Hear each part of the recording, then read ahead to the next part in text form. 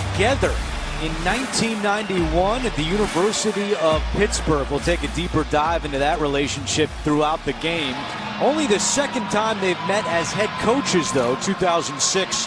The other time Gruden was with Tampa Bay and his Buccaneers beat the Bengals.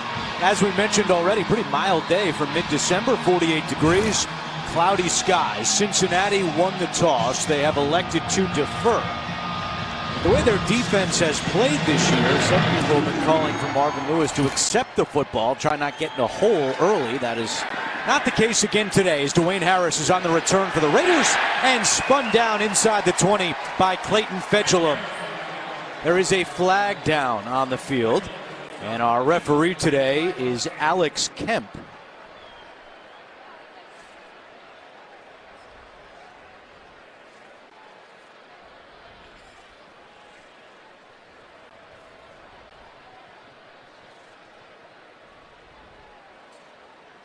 Raiders coming off an impressive win over the Steelers last week. Bengals have lost 5 straight. Hands in the face, kicking team number 16. That 10-yard penalty will be added to the end of the play. First down, Oakland. So Cody Core called for the penalty on Cincinnati. Derek Carr, who last week in that win over the Steelers threw for 322 yards and 2 touchdowns. And as we mentioned, 8 straight games without an interception. That is a franchise record for the Raiders. First and 10 from the 28-yard line. Doug Martin on first down, slips a tackle and crosses the 35.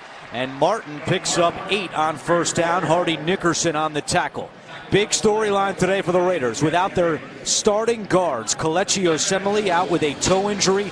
Gabe Jackson will not play with an elbow injury. So Chaz Green and Denzel Good are the starting guards for the Raiders today, as Seth Roberts will give Oakland a first down. Sean Williams on the tackles. We take a look at the Cincinnati defense and keep an eye on Geno Atkins going up against those backup guards in the interior of the defense for Cincinnati. And Dre Kirkpatrick returns after missing last week with an ankle injury. And movement up front, and we have another penalty marker. And it looked like Geno Atkins, who you just mentioned, he saw the quarterback in the backfield, knew that it was an empty pass rush situation. Infraction. Defense number 97, 5-yard penalty. It remains first down. It is on Geno Atkins, a little excited to attack those backup guards. Yeah, and when that backfield is empty, you know the quarterback's going to get rid of the ball quickly, and you need to get off on the snap or trying to anticipate it, but not by a full count like he did right there. Marvin Lewis once again calling the defensive plays for Cincinnati after Terrell Austin was fired in early November. Hey, rip this! Rip! Yeah. Here's Carr over the middle, intercepted and dropped. Sean Williams had a pick 6 in his vision, and he could not hold on to the football. And that was nearly the first pick for Carr since early October. And Carr's expecting his receiver Aitman to break that route off, to hook it up. It's an empty set. You get a lot of pressure on the outside, and miscommunication between quarterback and receiver, almost interception. Like you said, going for a pick 6 because there was green turf in front of him. I always want to say green grass, green turf. And Williams leads the team with 4 interceptions, so hands have not been a problem for the strong safety, except on that play. Second down and 5. It's Jalen Richard. He does not get back to the line of scrimmage. Loss of 1. Geno Atkins on the tackle. Brings up third down and 6. Most consecutive starts without an interception since 1970. Tom Brady, 11 straight in 2010. Carr, as we mentioned, about to, or at least hoping to join this list now with 8 straight starts without a pick. And like we saw, there's got to be some good fortune in there where the defenders don't intercept the pass that you throw right to them. It's third and 6. Carr down the sideline for Cook. Adjustment incomplete. And it was Williams who had the coverage. We mentioned in our 12:30 hit on the NFL Today, you'll see a lot of Williams on Cook today. And in that first matchup, you know, we talk about John Gruden going up against Marvin Lewis. head coaches. Well, it's offensive coordinator for the Raiders and defensive coordinator for the Bengals. So that little tilt goes to Marvin Lewis. Here's the rookie punter, Johnny Townsend, with Alex Erickson back deep for Cincinnati. And it's a short kick by Townsend. And Erickson fields it at the 19. And he is spun down at the 22-yard line. What a rough year for the rookie punter, Johnny Townsend, a 5th-round pick out of Florida. Jeff Driscoll and the Bengals offense set to take the field when we return. So the Bengals defer. They do stop the Raiders, and they get the football here with Jeff Driscoll coming off 170 yards passing in the loss last week in L.A. against the Chargers. His 3rd career start. Had not appeared in an NFL game until this season. Andy Dalton out with the surgery on his thumb, so 3rd straight start for Driscoll, looking for his first victory as an NFL starting quarterback. And on first down, he hands off to Joe Mixon. Mixon up to the 30-yard line. 8-yard pickup from Mixon following the blocks of that offensive line, which has Cordy Glenn returning to left tackle. He missed the last 3 games with a back injury. There's Bill Lazor, the offensive coordinator for Cincinnati. Installed his offense in the offseason, and it was the offense that Jay Gruden had founded here in Cincinnati. Cody Core goes in motion, and we have a false start on the Bengals. False start. Offense, number 62. 5-yard penalty. Still 2nd down. And that is the NFL leading 27th false start against the Bengals this year. As Lazor called it this week, it's an embarrassment. And this one goes on Alex Redmond. If you have hair, it makes it fall out or turn gray. You're on the coaching staff. 2nd down and 7. There's Mixon. Nowhere to go on the left. Trying to reverse course and taken down. Markel Lee with a loss of 2 on the play. You have now gone from 2nd and 2 to a 3rd down and 9, a tough situation. You're letting the Raiders kind of get off on the good foot here. Your defense went out. They had a stop. Now you have to come in and manufacture a play on 3rd down where your quarterback's going to have to hold the ball. You've got some good receivers out there. You've got Giovanni Bernard, who you really love in the passing game, who's up top. Empty backfield for Driscoll on 3rd down and 9. Driscoll taking a deep shot for Ross. Adjustment, he's out of bounds. Coverage on the play by Darryl Worley. And Cincinnati will send out its punt unit. Nice job by Darryl Worley, kind of making John Ross move toward the sideline, not giving the quarterback enough room to throw the ball in bounds. John Ross has to do a better job in squeezing that more to the inside and leaving your quarterback the chance to throw the ball over your outside shoulder. And we met with Driscoll yesterday morning. He told us one of the keys today to hit on some deep shots. Let's see if we can stretch the field vertically with Ross. So that's exactly what happened on their first possession. Just didn't hit on it. It's Harris from the 35. And Harris is taken down there at the 35-yard line. 4 minutes into the first quarter, no score in Cincinnati. The NFL on CBS is sponsored by Buffalo Wild Wings. Try our game day menu. Garmin. Get a Garmin smartwatch and beat yesterday. And by T-Mobile. Whether you're home or away, T-Mobile has you covered.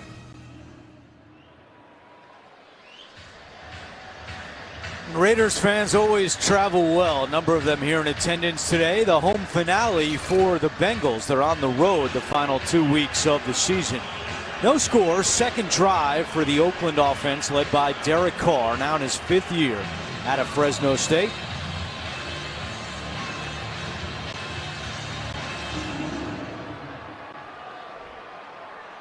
Doug Martin, the running back, on 1st down and 10 from the 35-yard line. Carr throwing, and it's complete to Jordy Nelson.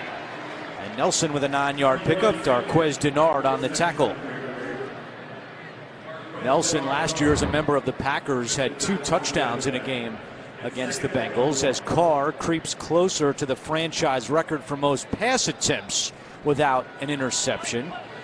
Our colleague Rich Gannon is might lose his spot in the record books. I don't think he'll mind.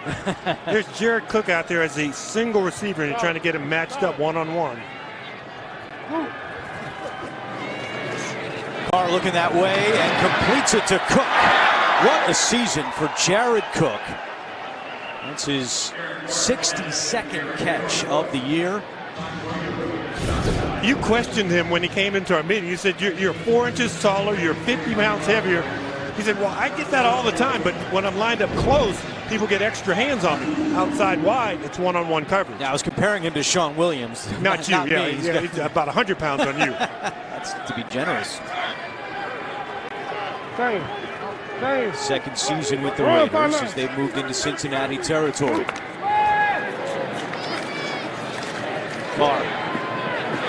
Nelson incomplete, and it was Williams who had the coverage. There's a little bit of versatility in Williams. We saw him matched up against Jared Cook, a tight end. Now he's matched up against a wide receiver. So he's got to be able to run one-on-one. His car getting bumped around a little bit. Another little dent in our car. There's Carlos Dunlap, who had the fender bender with Carr. 42 sacks this season for Derek Carr. That is a career high. Second down and 10 with Seth Roberts in motion. It's a handoff to Richard. And Richard maybe gets a yard out of that and brings up 3rd and long. The Cincinnati defense dead last in the NFL in 3rd downs. 52% of the time the opponents convert. It's close to the all-time record. And what's crazy about that, they have good pass rushers, and on the back end at corner, they have 3 first-round corners playing in coverage, so you would expect them to be able to get the job done. And that's why Marvin Lewis is now calling these plays as opposed to his ex-defensive coordinator, Terrell Austin. On 3rd and 9, Hubbard with the sack, and the ball comes out. Sam Hubbard, sack, fumble, who's got it? It's Cincinnati football. 5th sack this season for Sam Hubbard.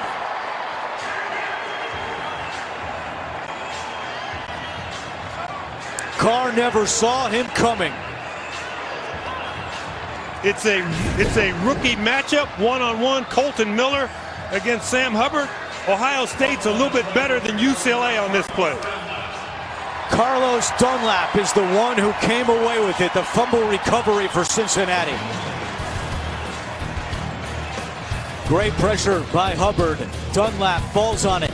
And it's Cincinnati football when we come back.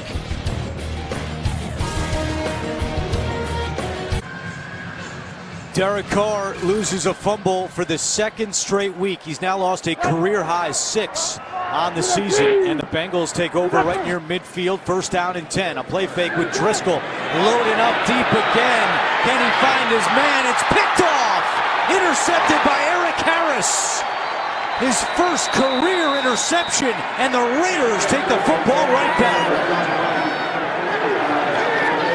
Eric Harris never vacated center field. You can see the ball is a little bit underthrown. John Ross at the combine, 4.22 in the 40. You've got to be able to throw the ball even further to throw it to this young man. Ball's underthrown. Eric Harris does a nice job in playing the ball and not worrying about where the receiver is going up, taking it away at the high point. Eric Harris, undrafted out of California in Pennsylvania, spent 3 years in the CFL with Hamilton. He's had quite a journey here to the NFL and now has his first NFL interception. So back-to-back turnovers. The Raiders offense back out there from their own 6-yard line. Doug Martin on 1st down, and Geno Atkins wrestles him down. Well, one of the things that you love doing at practice during the summer, during training camp, is you have a drill where the offense is going to go. But then all of a sudden you have a sudden change. And all the guys who play defense have been lounging on the sideline, drinking Gatorade. You make them run back out onto the field and get ready to play and have that mentality to go out there and get a stop. Because now the Bengals have a chance to stop the Raiders, back up, and get that ball back if they don't allow a first down. Monday. No toe. Sutton. Blue white. Sutton. It's a play fake. Carr in his own end zone. Chased by Willis, and he throws it away. And it's quickly 3rd down and 9. Boy, that's really a good job on the bootleg, because on the bootleg you have a deep route going this way, then you're going to have crossing routes. And Sean Williams, who we've been talking about, does a great job in matching up against Lee Smith. There's nowhere for Derek Carr to throw the ball. Smartly throws it away out of bounds once he leaves the tackle box.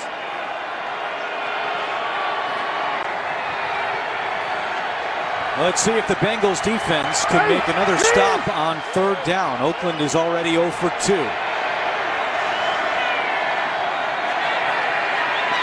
Carr, pass deflected, and it's incomplete.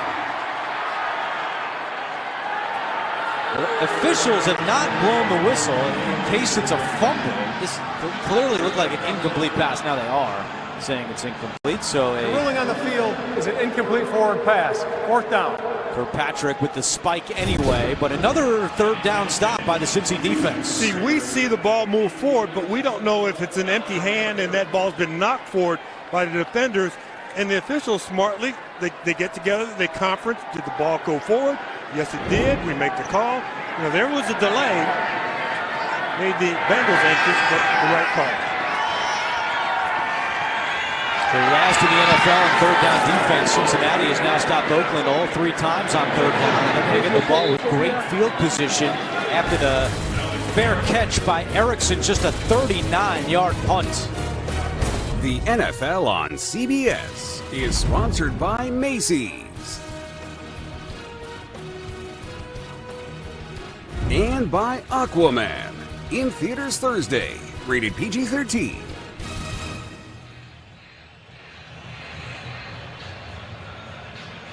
That's the Cincinnati Zoo's resident elf, recently spotted delivering some holiday gifts to the animals. As we mentioned, home finale for the Bengals, so a lot of fans dressed up with the holidays approaching. After the short punt, good field position here for Cincinnati. Mixon on 1st down up the middle. And Mixon runs into a host of Raiders led by Jason Kabinda, undrafted linebacker out of Penn State. 7.5 to go in the first quarter. There is Paul Gunther, who spent 13 seasons on the Cincinnati sideline. In his first year as defensive coordinator of the Raiders, he said coming back here is going to be, quote, weird after he coached up so many of these Bengals defensive players.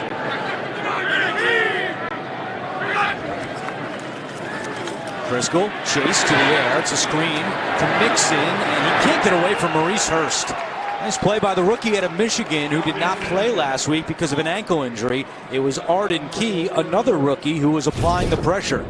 That is really a nice job by Maurice Hurst. He's being blocked by the center, Billy Price. Doesn't overrun the play, keeps his eyes on the running back. And you have to really be a good reader of linemen. What they're doing, are they really trying to pass block it, or is it going to be a screen? Nice job by Hurst. Raiders are hoping those are 2 players that'll be cornerstones of their defense for years to come. On 3rd down, it's a quick pass to Ross, and it's Arden Key again, catching up with the speedy Ross, and the Bengals are 2 yards shy of a 1st down. Now Marvin Lewis, very aggressive last week against the Chargers, and it looks like he's going to keep it rolling here by keeping the offense on the field. Well, for Randy Bullock, their field goal kicker, who's 1 out of 4 from 50 yards, this would be a 50-yarder. So I think this is a smart call, maybe a little bit of an emotional call, but you can get 2 yards. I would love to see Joe Mixon in the game, but Giovanni Bernard is in the backfield next to your quarterback. 4th down and 2. Driscoll, and it is caught for a 1st down. Tyler Boyd with his first catch, a pickup of 7. And he's now 3 yards away from 1,000 on the year. Marvin Lewis, the gamble pays off. And Boyd is just waiting, and then comes inside, and a really sure-handed catch with the defender right on your back, in traffic, eyes on the football, everything that you want on that 4th down attempt. Last week, the Bengals went for 2 twice, didn't get it either time. They lined up to go for it on 4th down 3 times. Now, twice they backed off because of penalties. The one time they did go for it, Mixon was stopped. They do convert that one to keep this drive going, and Mixon is met by Markel Lee.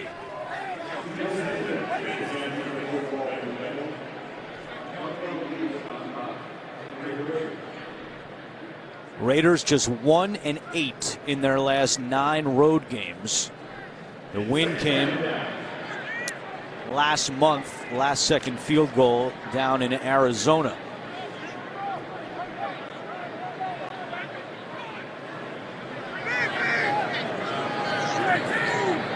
Second down and 7. And Driscoll back to the air to Boyd. He's got 1,000 yards and he's got a first down.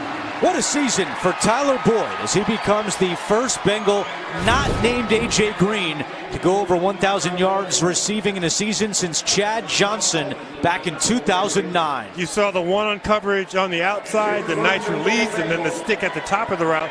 What we didn't get to see is Jeff Driscoll standing in the pocket, pressure in his face, knowing exactly where he wanted to go.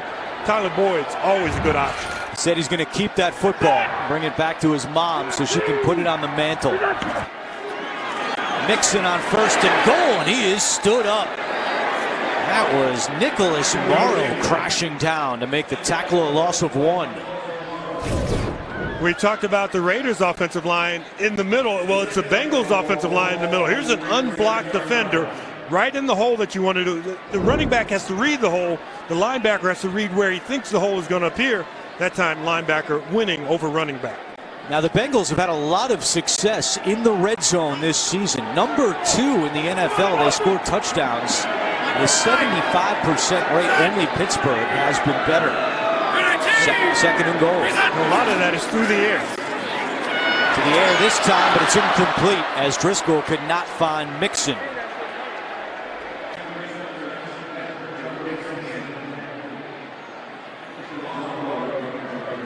Brings up 3rd down and goal. Raiders defense trying to hold Cincinnati to a field goal attempt.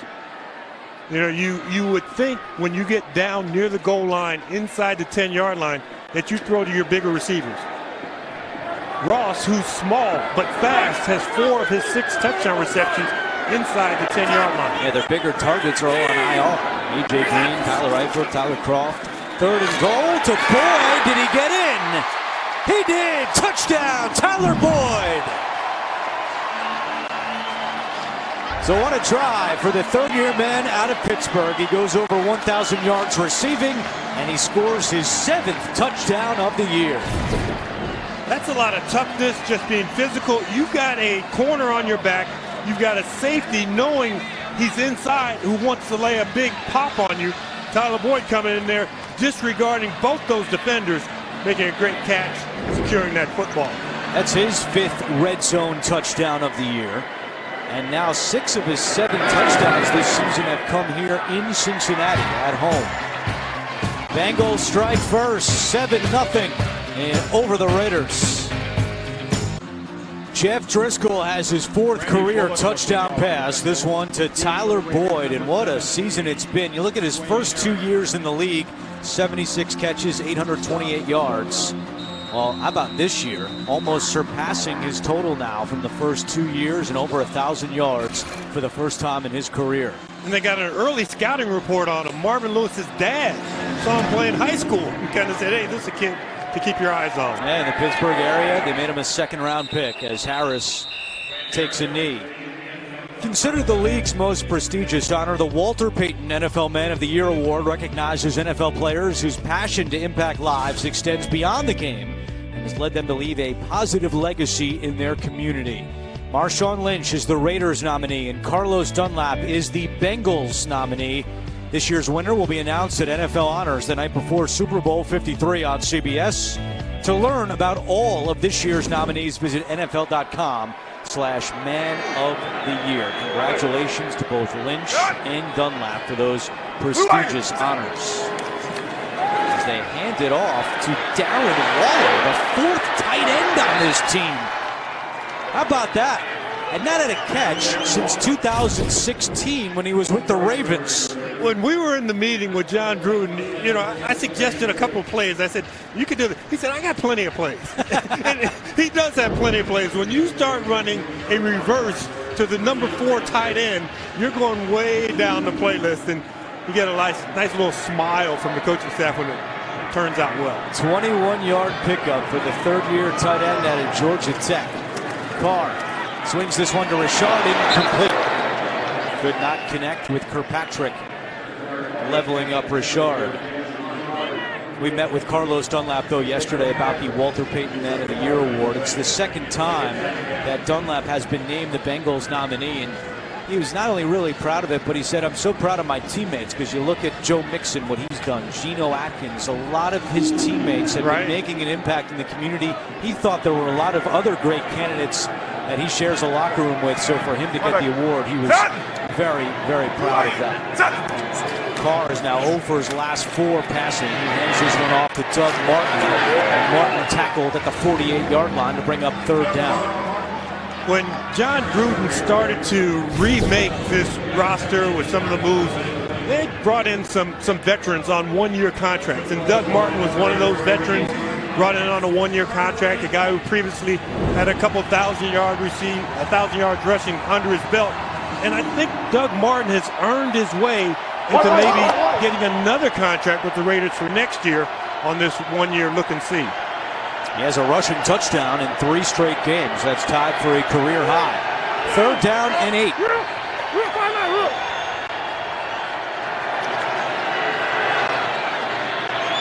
Carr, quick pass, caught over the middle for a 1st down. It's Jordy Nelson reeling it in. How about an NFL Today update with JB and Phil Simms? Vikings had a total of 17 points in the last 2 games. Well, they got 21 in the first quarter here today. This time it's Latavius Murray, 18-yard touchdown run. It puts up Minnesota 21-0 over the Miami Dolphins. The name of the game today is running the football. Back to Andrew and James Law. All right, guys, thank you very much. Big game playoff-wise. Dolphins in the AFC, Vikings in the NFC, both fighting for their playoff lives as we've ticked down inside a minute to go here in the first quarter in Cincinnati. When you are in that wild card playoff hunt in late December, you're trying to keep your blinders on. You're trying not to look at the scoreboard and what's going on in other stadiums around the league and trying to stay focused just on your own business. That catch by Nelson was the first time the Raiders converted a 3rd down here in the first quarter. Star Wars, New York! And with no movement, that tells Derek Carr that this is zone coverage. You heard the Star Wars, New York audible and a timeout from Gruden on the sideline.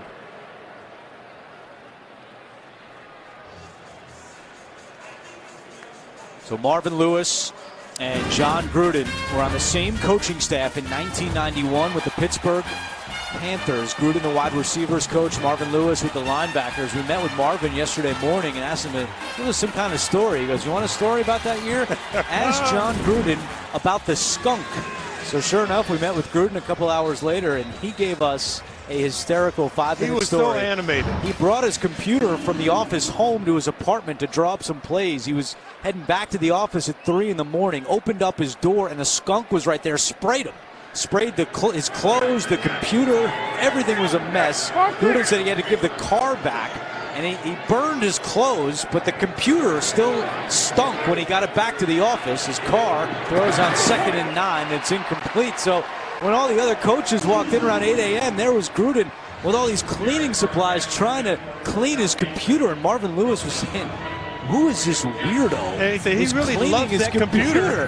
And Gruden was just, he had us in tears with the way he told that story. So yes, they have a long history, and as Gruden told us, that was a big reason why, or actually as Marvin Lewis told us, that was a big reason why he brought in Jay Gruden to be his offensive coordinator for so many years, because of the relationship he had with John back in the day. This bunch look takes away man coverage. 3rd down, Carr in trouble, chased by Dunlap, and he throws it away. Good pressure coming from Carlos Dunlap, and it'll be a punt. Talked about the man coverage being taken away. Colton Miller is still struggling there as that open side left tackle. You put Hubbard on there. He got a sack. That time, Dunlap with the pressure. So out comes Townsend for his third punt of the quarter, with Erickson the deep man. Again, the Raiders without their two starting guards. Carr has been under pressure here in the first quarter. And Erickson calls for a fair catch at the 10-yard line. We'll be back in 30 seconds after this. 10 seconds to go in the opening quarter. Bengals have a 7-0 lead. An injury update for Cincinnati. Jordan Evans, the second-year linebacker, has a left ankle injury, and his return is questionable. The Bengals are without Vontaze Burfict at linebacker today, missing his second straight game because of a concussion. Here's Mixon right up the middle across the 15-yard line, and that will be the final play of the first quarter. Cincinnati 7, Oakland nothing. You're watching the NFL on CBS. Start of the second quarter in Cincinnati, each team with a turnover so far. Bengals have a 7-0 lead alongside the Hall of Famer James Lofton. I'm Andrew Catalan. We thank you for joining us here on CBS. Driscoll's pass is broken up, and that was Eric Harris again, who's having a nice start to this game. Had the interception of Driscoll in the first quarter. When you get split out and you have to play man-to-man coverage, play that first. Don't worry about the run. Yeah, they could have run and give the ball to the running back, but you've got that guy locked up one-on-one. If you do that job, you've done your job. Nice job by Eric Harris. Brings up a 3rd and 2. Quick snap. Driscoll handoff. Mixon, he's got the first down. Mixon out to the 25-yard line. We had a chance to chat with Joe yesterday after the Bengals' quick practice here at Paul Brown Stadium, and he was telling us that ever since he was in high school, he's been the hype guy, the emotional player, and he didn't think he'd have to step into such a big leadership role in just his second season. But without Andy Dalton, without A.J. Green, he has accepted that role and really thrived in it. As his teammates have said, they really get him pumped up. And Mixon has turned into a critical part of this Bengals offense. Got 25 yards rushing and all sorts of misdirection here with the penalty flag down. Mixon crawls up to the 30. 2 flags down on the field. Yeah, Tyler Boyd went in motion, came across, and then lunged forward the offensive line. Offside. Defense number 73. 5-yard penalty. Still first down. The one time you actually blame a receiver, you were wrong. And that would seem you'd have the Raiders sideline just fuming, because you come in motion and you start forward on that first hut. Tyler Boyd has a nice glow around him today. Maybe nothing bad is going to happen to him the entire afternoon. Well, Marvin Lewis told us yesterday that his feet, Boyd's feet, have not touched the ground since that dramatic Week 17 touchdown last year in Baltimore. He's just rolled that momentum right into 2018. There's Boyd with some room to run. Angling toward the sideline and forced out by Harris, a couple of yards shy of a first. I had a chance to spend a little bit of time with Tyler Boyd on the field before the game, and I remember reading a stat that he had rushed for over 2,500 yards in high school. And when you have those type of ball skills, you have a certain type of toughness. We talked about the couple of slants that he's caught. His run after the catch ability is really apparent. Like you said, that Week 17 victory last year against the Ravens, it was after the catch where he made the dent in the Ravens. On second down, it's Mixon. He's got the first down and more. Mixon at midfield. Mixon following the block of Ross. Down the sideline and shoved out by Morrow. Big run for Joe Mixon. And a first down for the Bengals, a 47-yard pickup. You've got to love everybody body on body. I always talk about that at the offensive line. Let the running back use his vision. At the last moment, switch it into your right hand so you can stiff arm and get a couple extra yards out of the run. And they go hurry up here. And a couple yards for Mixon, but that 47-yard pickup for Mixon, the longest of his career. As he inches closer to his third 100-yard rushing game of the season. Well, we were talking about Tyler Boyd coming into the game needing 10 yards to get to 1,000. Joe Mixon needed 134 to get to 1,000, and that 47-yard run will certainly help in those totals. He's got 9 carries for 74 yards. He'll get a breather with Giovanni Bernard now in at running back on 2nd down and 8.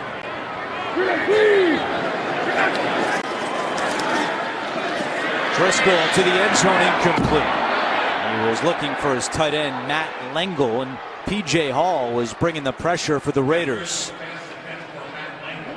You're looking for a window, an opening. You go 4 verticals. You try and get guys up the seam, plant that back foot. You pat it, you throw it. Not really there. I like the throw and getting it away from the defense, out of bounds, get us to the next play. Let's see what Bill Lazor dials up on 3rd down and 8 in field goal range in a 7-0 lead. There's Tyler Boyd right there.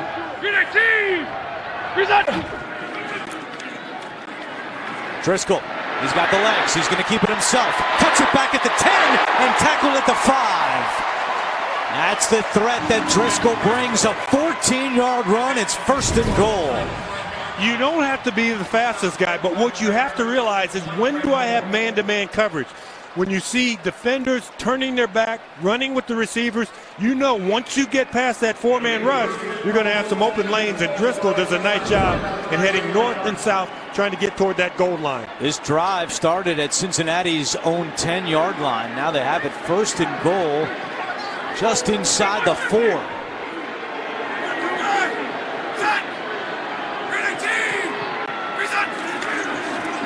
Mixon to the 2.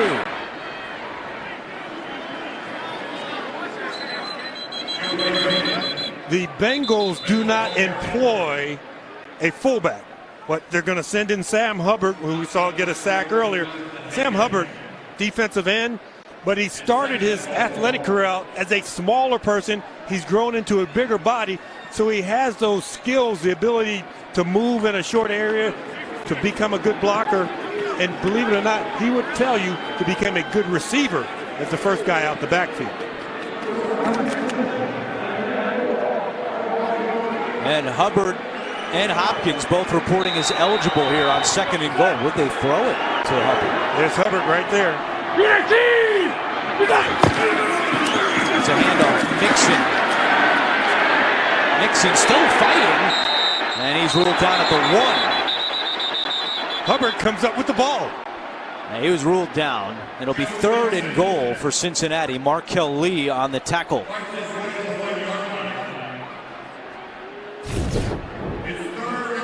And watch Mixon try and stick this ball backwards toward the goal line. Good swat out, but right there, Johnny on the spot, Hubbard. Hubbard stays out there as the fullback on 3rd and goal. Driscoll to Hubbard, incomplete. They did try to throw it to him, but could not connect. You talked about Marvin Lewis being aggressive. It's 4th down now. You're trying to get Hubbard. You don't get the cut block from Mixon on Frosty Rucker, because you had Hubbard open in the flat. Now we're going for it on 4th down. You can hear the Bengal crowd excited about this. Who is this guy? Marvin Lewis again, being aggressive. 4th and goal from the 1. Mixon, did he get in? No signal yet. You got to unpile a lot of bugs. Touchdown on 4th and goal. Mixon just gets in there. And the gamble by Marvin Lewis pays off. It's 13-0 Bengals.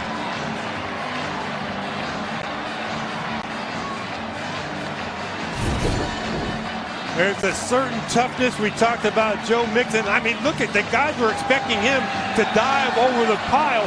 They were diving over the pile to meet him. He went low, got up under him, and kept his legs churning. Marvin Lewis, throughout his career, has been known as being more of a conservative head coach. But last week, we saw him play it aggressive. And again this week, 2nd time, he's gone for it on 4th down. Bengals have converted both of them. And as soon as this is confirmed in replay, we'll see Randy Bullock for the extra point. You talked about Mixon being the hype guy. We were here at practice on Saturday where it rained for 90 minutes straight. He was hyped up during that rainstorm that they were having on Saturday, so it's not artificial on Sundays. Touchdown is good. Number 7 on the ground this season from Mixon. And here is Bullock for the extra point. Right down the middle. So the gamble by Lewis capped off with the touchdown on 4th down for Mixon. Will kick off for the Bengals. Deep. Bengals fans happy so far. Joe Mixon has helped give them a 14-0 lead on the Raiders as Cincinnati tries to stop a 5-game losing streak. It's their longest since 2010 when they lost 10 in a row that year. Harris, the deep man from the goal line. Goes across the 20 and tackled at the 23. So Marvin Lewis staying aggressive. It's paid off. He's gone for it twice on 4th down already today. You're getting the ball to your elite playmakers, Tyler Boyd, and then Joe Mixon. Sure, there's no A.J. Green, there's no Andy Dalton, but you go to the co-stars, the guys who are filling in the roles behind those guys.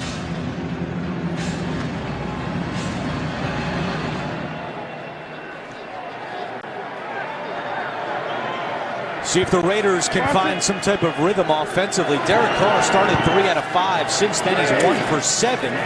Does complete that one to Richard, who crosses the 30 and is tackled 2 yards shy of a first by Nick Vigil. You always hear the term long handoff, and that's really what that is. Because you've got a defensive line, you've got offensive linemen, and offensive coordinators, they were sitting around late at night and they said, why do we need to run the ball in between the tackles with our running back? Let's split them out wide. Throw him a ball right behind the line of scrimmage and see what he can do. Pick up 7 yards on 1st down.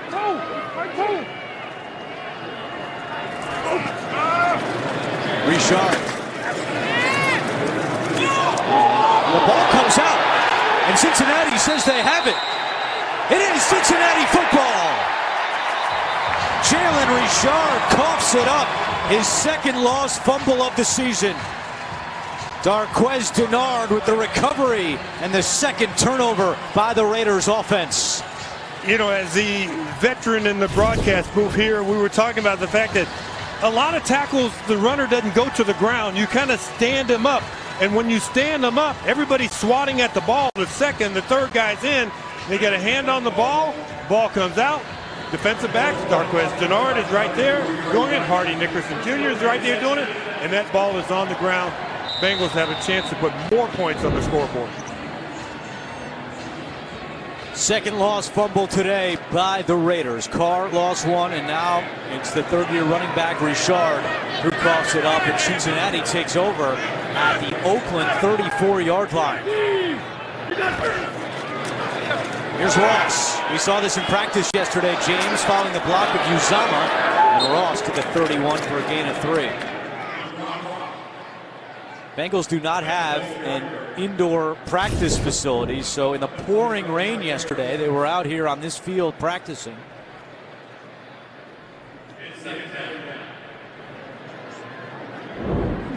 Brings up 2nd down. Ross had to retie his shoes. The shoes got pulled off. See him adjusting his gloves there as he's coming out of the huddle. Here's Mixon right up the middle. He's got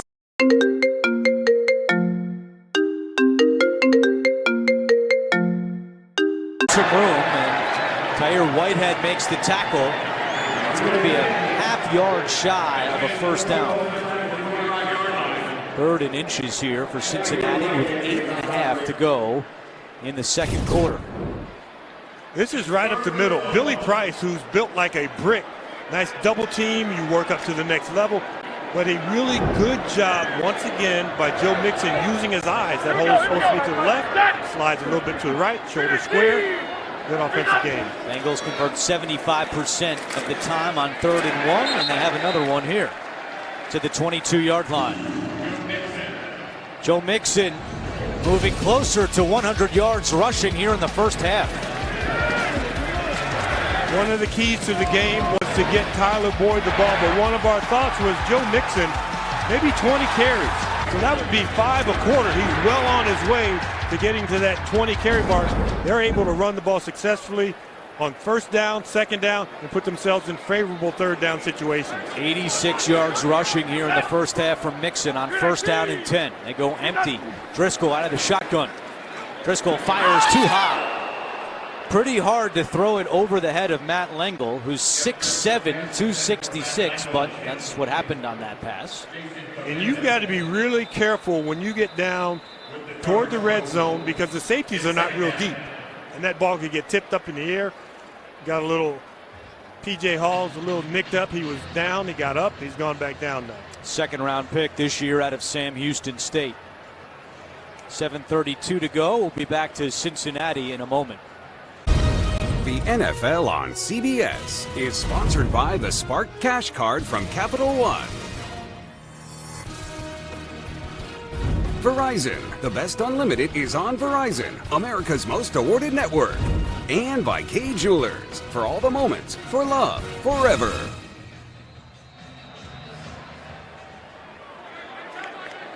P.J. Hall walked off under his own power. A good sign there. We'll get you an update as soon as possible. Second down and 10. It's Giovanni Bernard on the carry. Came into the game with only 13 carries in the last 5 games for the Bengals. He's been more of a threat in the passing game this season.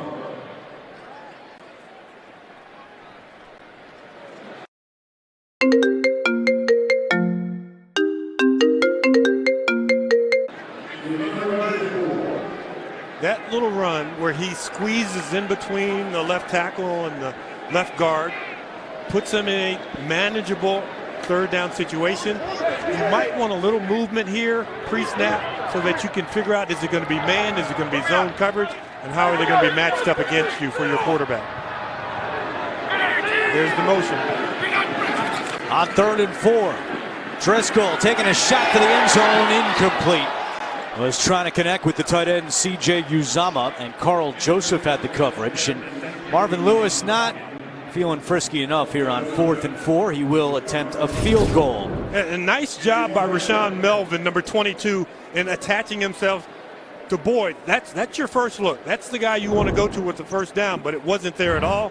So Melvin with a win for the Raiders.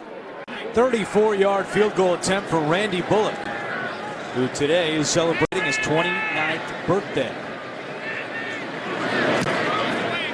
And the kick is good with 6:42 to go, first half.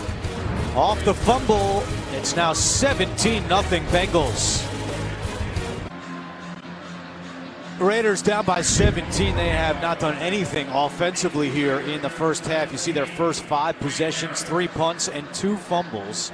See if John Gruden and Derek Carr can get something going on this upcoming drive after the Bullock field goal. 6:41 to play in the second quarter.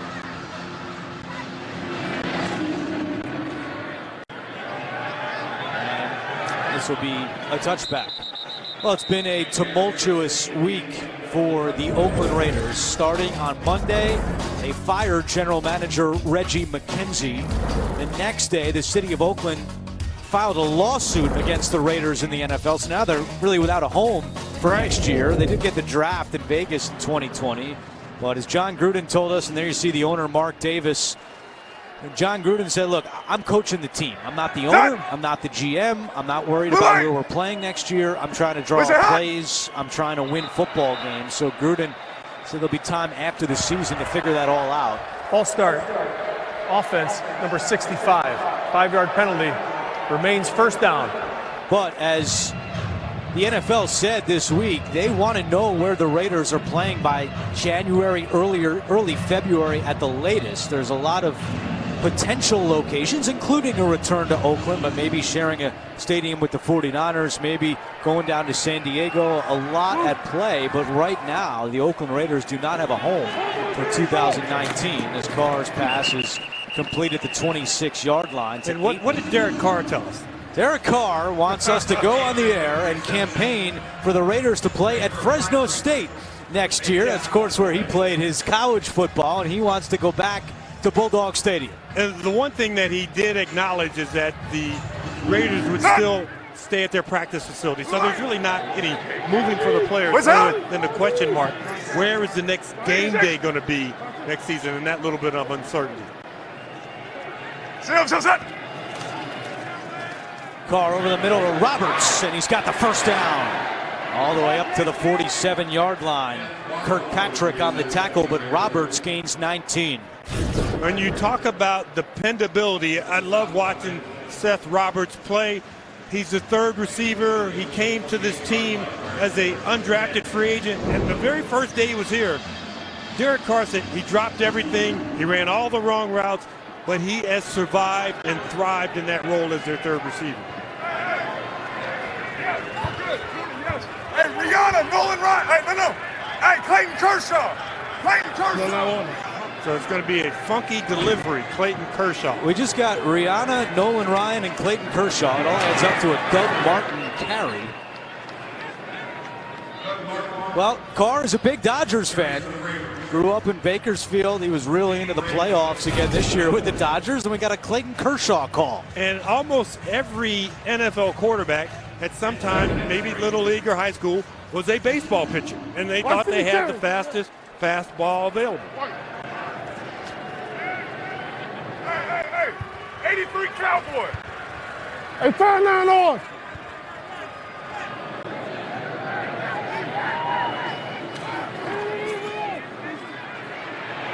Carr completes it. And it's Waller again, down the sideline. Waller inside the 5, and he is down at the 1.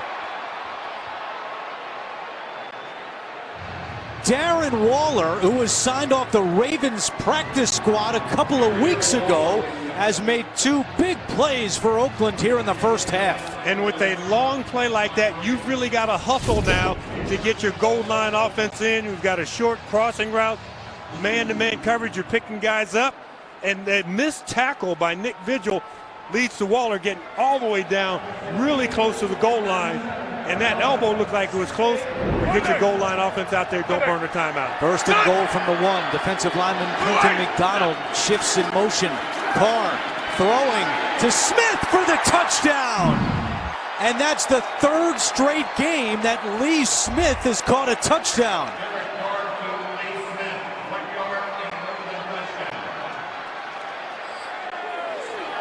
And that was the 17th pass attempt of the game for Derek Carr. So that's a new franchise record for most consecutive pass attempts without throwing an interception. He goes past Rich Gannon and in the process fires a touchdown to Lee Smith.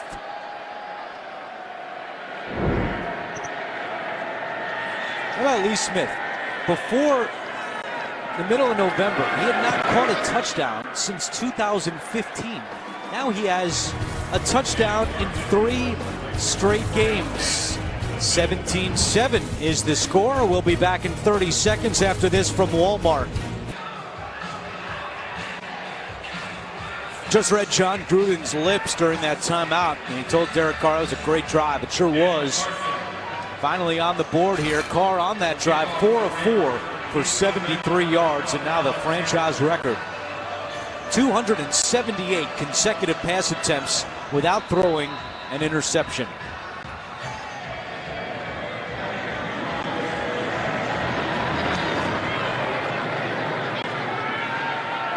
Returnable kick for Erickson. Erickson across the 30. Erickson with a flag down. Now multiple penalty markers down on the field. And some extracurricular as well. You know, Erickson has lost his helmet. Well, he was in the middle of it with the football.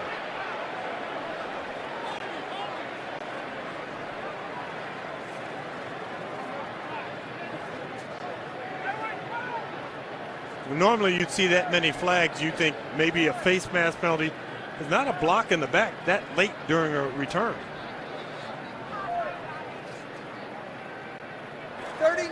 During the return, personal foul, face mask, kicking team number 8.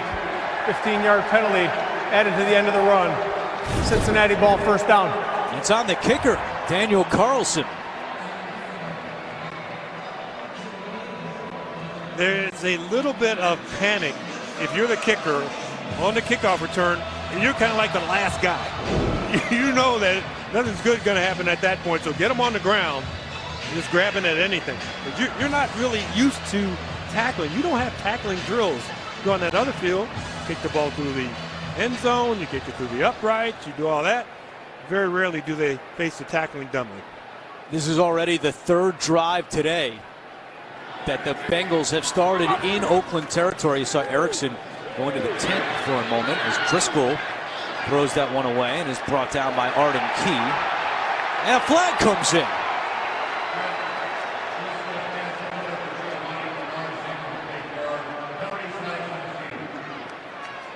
He forcibly took him to the ground. Well, the officials are a little frustrated by it. Officials are now discussing this, so let's see if they backtrack or call a penalty on Key.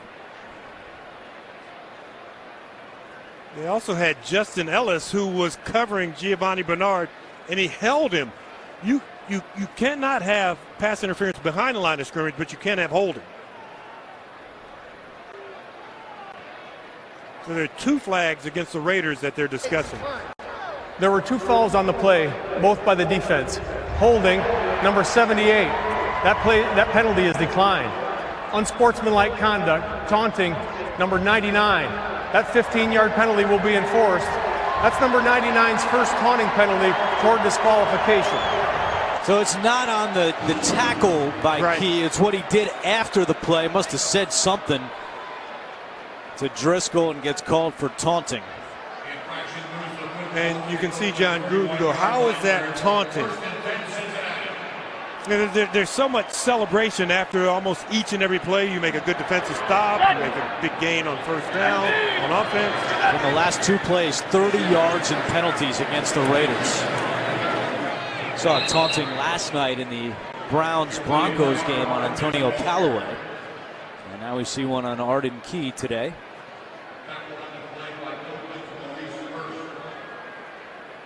"13 penalties a week ago in the win over Pittsburgh. That was a season high for John Gruden and the Raiders. Gruden coming back to Ohio, where he was born, Sandusky, Ohio native.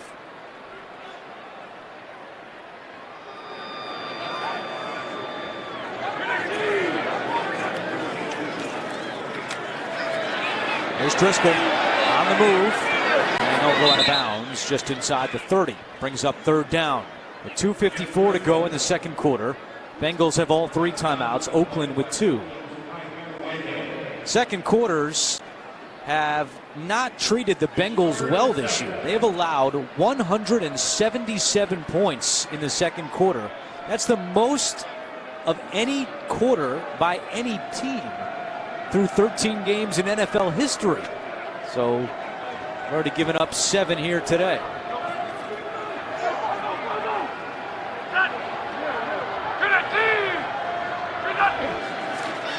3rd and 7. Driscoll completes it for a first down. It is Cody Core who moves the chains, a gain of 10. I'm going to use the term beautiful. That was a beautiful pass in full gallop.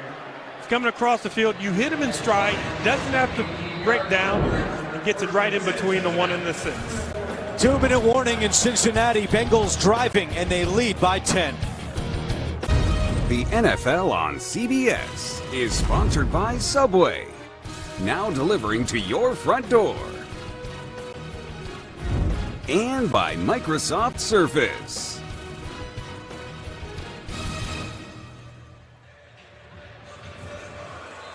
Cincinnati tradition since 1946, Holiday Junction, featuring the Duke Energy Holiday Trains inside the Cincinnati Museum Center. Don't forget, Verizon halftime report coming up.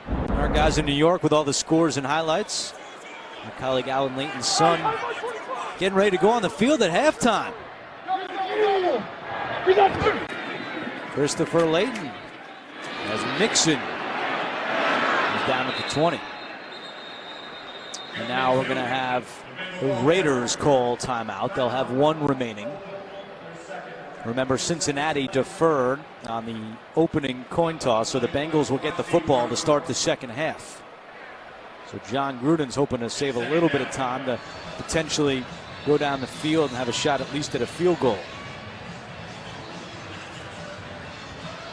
As you're trying to throw the ball into the end zone, you're going to come to the line of scrimmage. And if you address Jeff Driscoll, you're going to look at that secondary and say, okay, single high safety or they split safeties. Where are the void areas going to be to throw the ball and attack the end zone?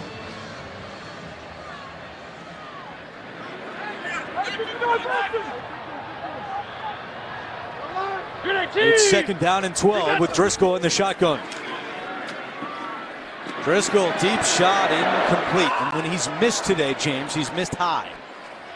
And that's a good miss throwaway by Jeff Driscoll. He didn't have it. You played a single high safety. They did a really nice job in covering the corner route with Carl Joseph. So he's back there, and you've got to throw the ball over the head. Eric Harris is also back in that area. There's nowhere to really squeeze that ball into the receiver. Driscoll is 1 for his last 7 passing, and now faced with 3rd down and 12. And because of the incompletion, the Raiders were able to preserve that last timeout. Clock stopped with 1:49 to go. Tyler Boyd on the outside. Driscoll to Boyd, incomplete. Boyd slipped a little bit coming out of his break. And now on 4th down and long, it'll be Randy Bullock time again for the Bengals. Got a one-on-one, a post corner. He's going to plant off that right foot, go in, and then when he goes back out to the outside, the ball is thrown too far out in front, doesn't come out of the break cleanly, all of the above. So Bullock will now attempt a 38-yard field goal. He already hit from 34 today.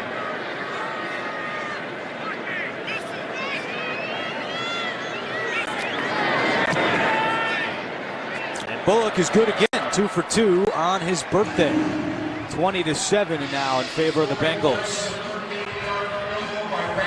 As we celebrate CBS's Super Bowl season, we take a look back at some Super Bowl memories. Super Bowl 11, Raiders, Vikings. Oakland led by John Madden and Ken Stabler. Willie Brown had a 75-yard pick six off Fran Tarkenton. Raiders got their first Super Bowl win. CBS, the proud home of Super Bowl 53 this season. The game is on February 3rd in Atlanta. I remember hearing Al Davis comment about his head coaches. He said, coaches should coach for about 10 years. When John Madden got to his 10th year, he went to the broadcast booth. Interesting, when John Gruden comes over, he gets a 10-year contract. So things have changed just a little bit since that time. There is Mark Davis, the owner of the Oakland Raiders. I would take a gamble on whether Dwayne Harris is going to try and bring this one out. He's anxious to try and get his hands on a returnable ball. This is returnable from the 5. Harris puts it up at the 30 and tripped up from behind. Otherwise, he had some more room to run. So that'll give Oakland a chance here. One timeout, 1:32 on the clock. A 30-yard return. Or Mark Walton, a backup running back, lunges at him and gets him because Harris played it just patiently enough where he had a hole and starting to burst through it. Best starting field position today for the Raiders. They're at their own 36. Carr, good protection and incomplete. Throws it in the direction of Jordy Nelson. James, what have you noticed about those two backup guards getting the start today? There was some pressure early, but for the most part, Carr's been kept clean. He really has, and in that middle, we mentioned Rodney Hudson, who's a former Pro Bowl player. He's doing a good job communicating with them. The issues have been a little bit right on the outside with Colton Miller, but you expect that. You've got a rookie out there, and you've got elite pass rushers going against the rookie. Carr's only been hit once today. Lofts one up for Roberts, and it's incomplete. Good coverage on the play. Denard was back deep, but Roberts nearly hauled that one in. You saw last week in Pittsburgh, those two connected for 39 yards on the final game-winning drive. Yeah, there's a level of trust that Derek Carr talked about in our meetings that he has thrown to Seth Roberts. There's a lot of people there. You're getting too deep coverage, and you also are getting man-to-man. So there's really three guys around Seth Roberts as he tries to get that middle area. Third down and 10. Oakland 1 of 5 on third downs today. Here comes the pressure, and Carr is sacked. Bengals brought a blitz, and Sam Hubbard is the one to bring him down. That's the second sack of the game for Hubbard. He now has 6 on the year. Sam Hubbard's getting a great first step off the line, and Colton Miller leans forward and ducks his head a little bit as opposed to dropping his knees and getting his hands out in front of him. And now Marvin Lewis has called timeout. And the Bengals will get the ball back on offense. 1:15 to go, and they still have 2 timeouts remaining. That was a quick series. They started that. That was 24 seconds right there. So that's really fast.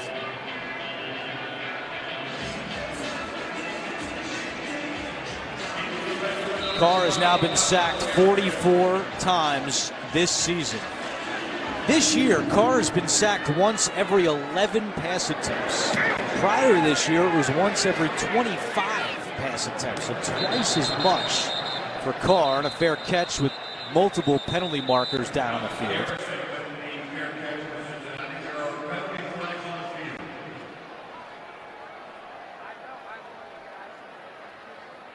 When you're trying to conserve time on the clock, you might as well tell the punt team, this is a punt safe. We're not going to really worry about rushing the punter or doing anything like that. Let our guy fair catch the ball because we need to save as much time as we can on the clock. Return team number 29. That 10-yard penalty will be enforced from the end of the kick. First down, Cincinnati. Penalty on Tony McRae. Coming up, Verizon halftime. Our guys back in New York have all the scores and highlights, all the playoff implications. It's coming your way at halftime. The Verizon halftime report here on CBS. All right.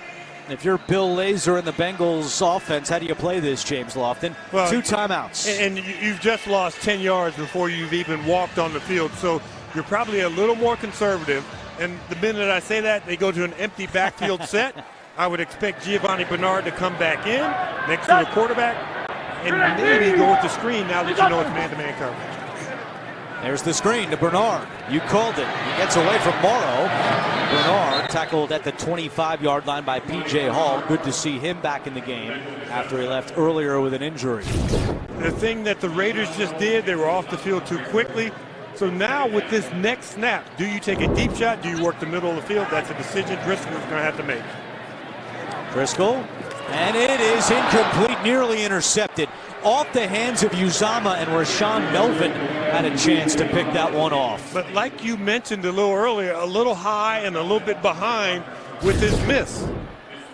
There's Driscoll, clean passing lane, but you can see that ball high and behind Uzama. So there are a couple things that could have happened here. Did Uzama run his route too short, force Driscoll to throw it early, or was Driscoll just off target? And that's one thing Marvin Lewis has said about Driscoll so far, is that sometimes he plays a little too fast. And we've seen that at times again today. Now it's 3rd down and 7, and they're going to run it. Bernard spins away from the key, but doesn't get much more than that. Raiders do have a timeout, and they are going to take it with 35 seconds to go. That's a little bit of textbook football. You're trying to run, keep the ball on the ground so the clock keeps moving, or force the Raiders to use their last timeout.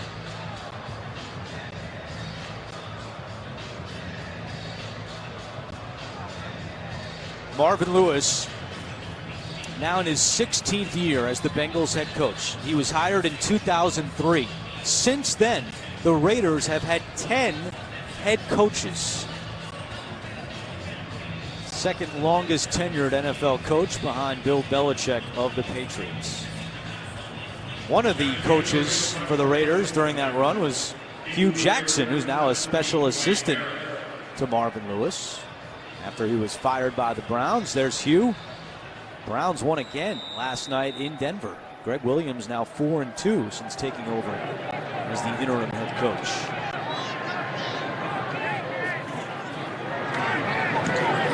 Kevin Huber, the punt. Harris, fair catch.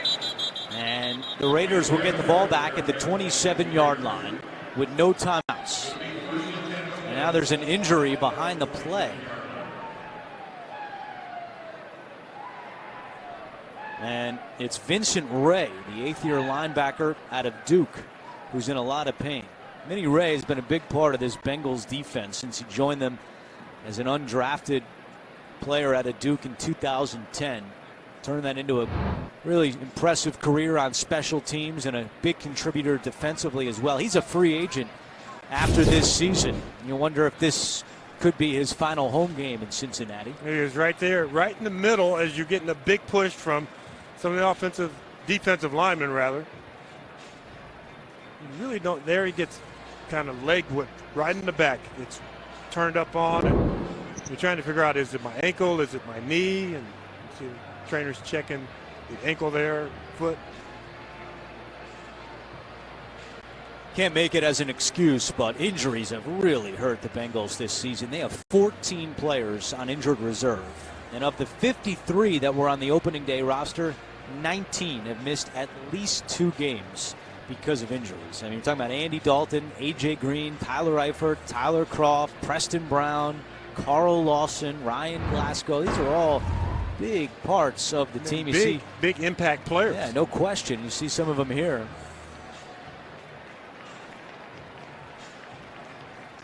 But Marvin Lewis will be the first to say we're not the only team in the NFL that deals with injuries. They've just been hit hard, though. And I think the thing that people here in Cincinnati are talking about as you're around town, this team was 4-1. And 4-1, a minute and 20-some seconds to go against the Pittsburgh Steelers. Lost that game, collapsed the next week against the New Orleans Saints, and downhill skid. All right, so no timeouts for the Raiders. 29 seconds on the clock. Carr to Richard. Richard to the 40-yard line. They're going to have to hurry. You'd want to spike this one to stop the clock, quickly get lined up. 13-yard pickup for Jalen Richard. There's the spike. Clock stops with 14 seconds to go. Daniel Carlson has only attempted 1 field goal from beyond 50 yards. It was actually exactly 50 yards, so a little bit unproven, the rookie out of Auburn from deep. And the issue that you have when you try long field goals against the Bengals, Carlos Dunlap 6'6", Michael Johnson 6'7", Sam Hubbard 6'5", big tall guys, that low trajectory on a long kick. Carr over the middle again to Richard, and he's tackled at the 48-yard line. Can they hurry up and spike it before the clock runs out? Trying to get set up. 2 on the clock. Carr with 1, and the clock goes to 0, but it did look like there should be 1 second on the clock. This is the end of the first half. Very close there. I thought they got it with 1 second, but it doesn't matter what I think. That's the end of the first half with the score Cincinnati 20, Oakland 7. Halftime is next after these first half highlights from Verizon and a word from your local station. Want to stay up to date? Hey Siri, show me football standings. Halftime here in Cincinnati, and the Bengals have a 20-7 lead on the Raiders. And hi everyone, welcome to the booth. Alongside the Hall of Famer James Lofton, I'm Andrew Catalan. A Cincinnati football team without Andy Dalton, without A.J. Green, but Joe Mixon continuing to make plays. And Joe Mixon making those plays with his legs, being aggressive, hitting the holes hard, and then showing some speed to go the distance, 47 yards on this run. But it's really been the 2 turnovers that the Bengals have been able to capitalize on and turn those into points and field position. And that's really the difference in this ball game. Mixon, the rushing touchdown. As you take a look at the quarterback comparison, Derek Carr still without an interception since October 7th, but not a very good offensive half of football for Oakland. Only 45 yards rushing, and Carr and the offense will have to wait as the Bengals get the ball to start the second half.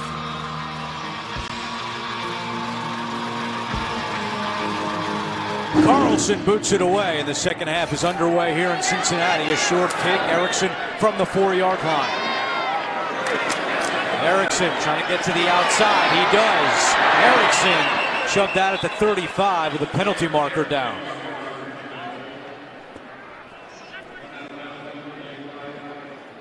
Alex Erickson, a walk-on on Wisconsin, undrafted into the NFL by the Bengals. Right before the season started, signed a contract extension. During the return, holding, returning team, number 19, 10-yard penalty. Cincinnati keeps the ball, first down. It's on the rookie Auden Tate, 7th-round pick out of Florida State. First half numbers, what jumps out at you, James? Well, the fact that points off of turnovers. You get 3 points here. When the Bengals did turn the ball over, they were trying to throw deep after a big quick change, so you had back-to-back turnovers, and there was kind of nothing gained from the Raiders from that turnover by the Bengals. Driscoll trying to win his first NFL game as a starting quarterback. He's got a 20-7 lead as we start the second half. And that pass is incomplete, a miscommunication as Cody Core was the intended target and Driscoll got slammed to the turf. And on a 3-step drop, you're trying to get that ball out quickly.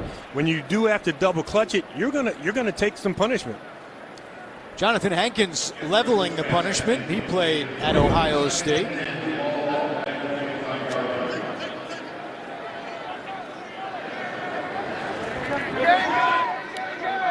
Nixon 84 yards rushing in the first half.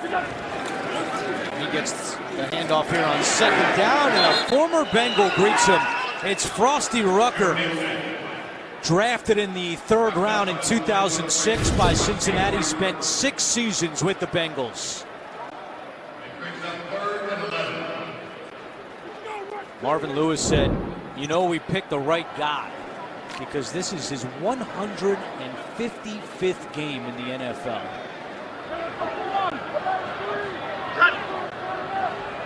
And it brings up 3rd down and 11.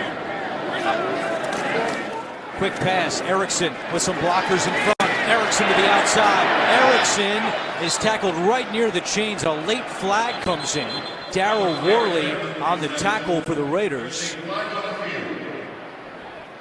That holding is going to be a spot foul because they had the first down. You're going to mark it back, and you had a 3rd and 11. You're going to now have a 3rd and 10 coming up. And who I don't see on the field and don't see on the sideline is Tyler Boyd. I don't remember anything that happened to him late in the second quarter that could have caused him not to be able to come out. Illegal block in the back.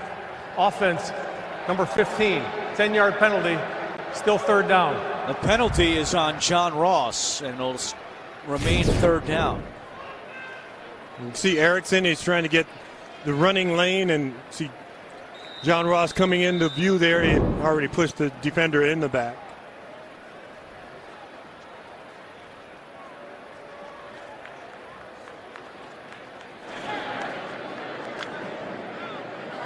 Bengals say they're checking on Tyler Boyd, so as soon as we get an update, we'll pass it along to you. In the meantime, it's 3rd down and 10.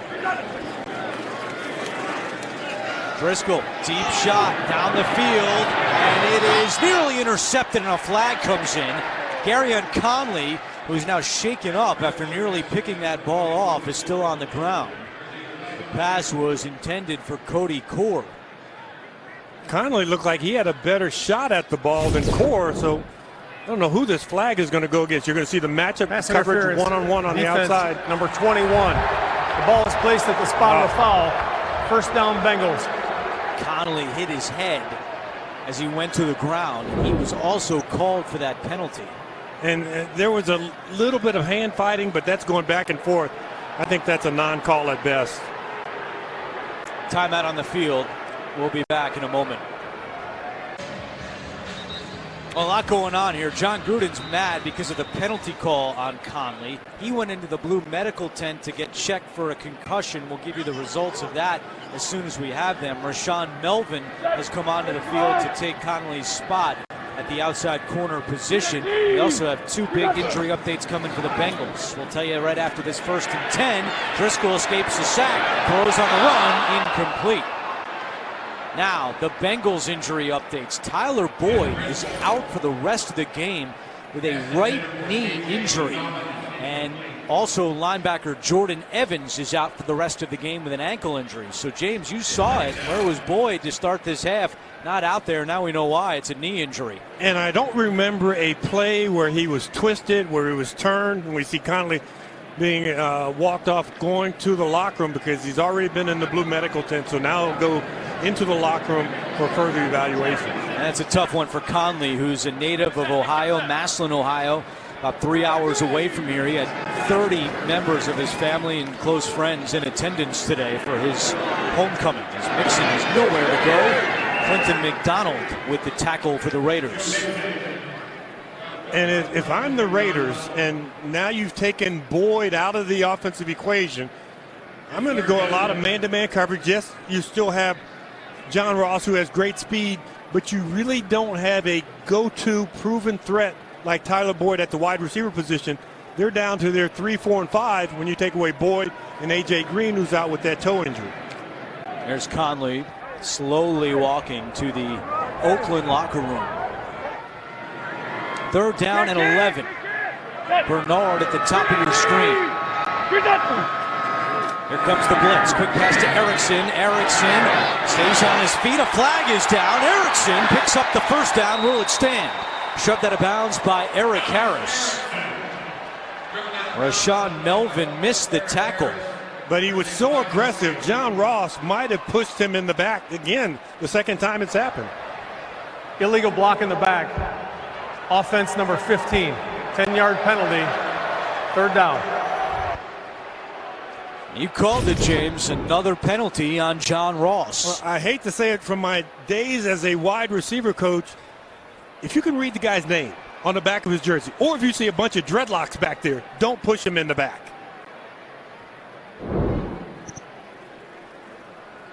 Another injured Raider.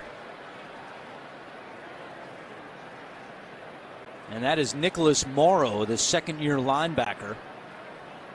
So just a couple of plays after Conley had to leave the field in the secondary. Now they have a linebacker down.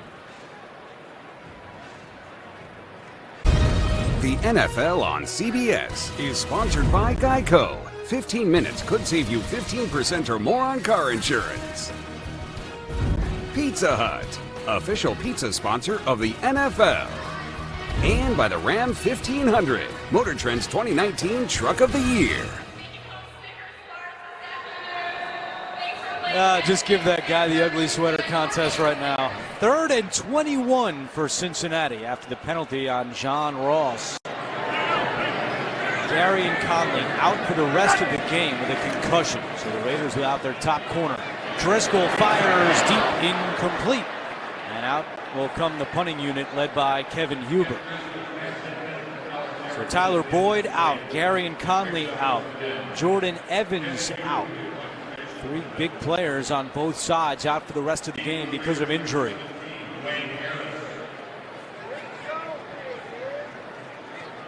Wayne Harris back deep to receive the punt from Huber.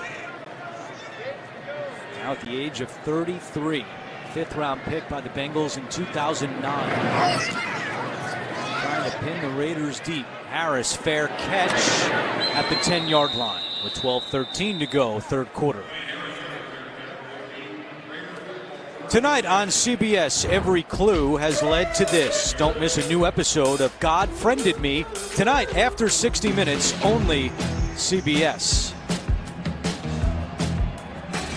Well, we believe we found the play where Tyler Boyd injured his right knee. Take a look at this. This was in the 1st half on a block, and then he didn't see the other player coming. Almost a little bit of whiplash, where he has his foot just lightly planted, so you got to kind of hope for the best that comes out of that situation. Certainly hope he's okay. 1st down and 10. Raiders will start this drive at their own 11-yard line. Here's Roberts. Can he get to the outside? No one to turn the corner there is Kirkpatrick with a great job of containing Roberts. And Kirkpatrick with those, the Grinch that sold Christmas shoes on, just levels Roberts here, and that's a little reception there. So you get a reception and you get a minus on it, and then you get the big hit going out of bounds by the Grinch. 2-yard loss by Roberts.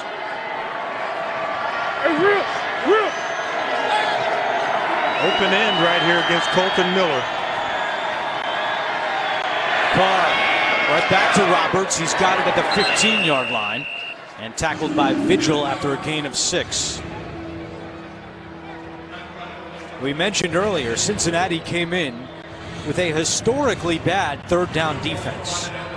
52.7%. The all-time record was set by the Chiefs in '82, 52.8%. However, today, the Raiders are just 1 of 7 on third downs. I would think that 1982 number is when they started keeping it, the same year they started keeping sacks. Carr converts on third down to Cook.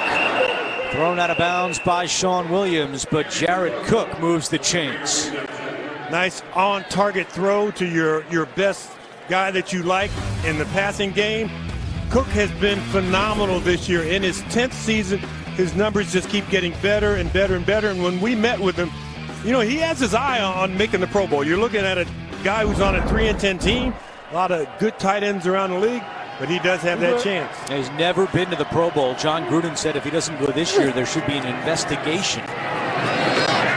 Doug Martin up the middle across the 30. And you know, when we met with Cook, a lot of players won't come out and say it, but you know, we pulled on him a little bit, and he said, yeah, you know, the Pro Bowl is a big deal. Right. I want my name attached to that. And he certainly had a great season, moving closer to 1,000 yards receiving. And when you look at the guys in the AFC with Kelsey, Gronkowski, he's right there in that mix with them, and those guys could be in postseason Super Bowl contention, which would allow a third tight end to possibly go. Back-to-back 100-yard games for Jared Cook. Hey, Jimi Hendrix. Jimi Hendrix. 5-6. Here we go. We're getting a pop culture lesson from Derek Carr today. Jimi Hendrix on here. And Doug Martin is met at the line of scrimmage. And we met with Derek Carr and asked him about the interception streak, 8 straight games. And he said it's a funny story that came home after the Chargers game, the last time he threw an interception, and he was doing his bedtime prayers with his son Dallas. And Dallas said, Daddy, what should we pray for? And Derek, under his breath, kind of mentioned, Daddy's got to stop throwing interceptions. Ever since then, Dallas Carr has been praying for no interceptions for Daddy, and it's worked. Raiders fans want Dallas to keep praying. Third down and 3.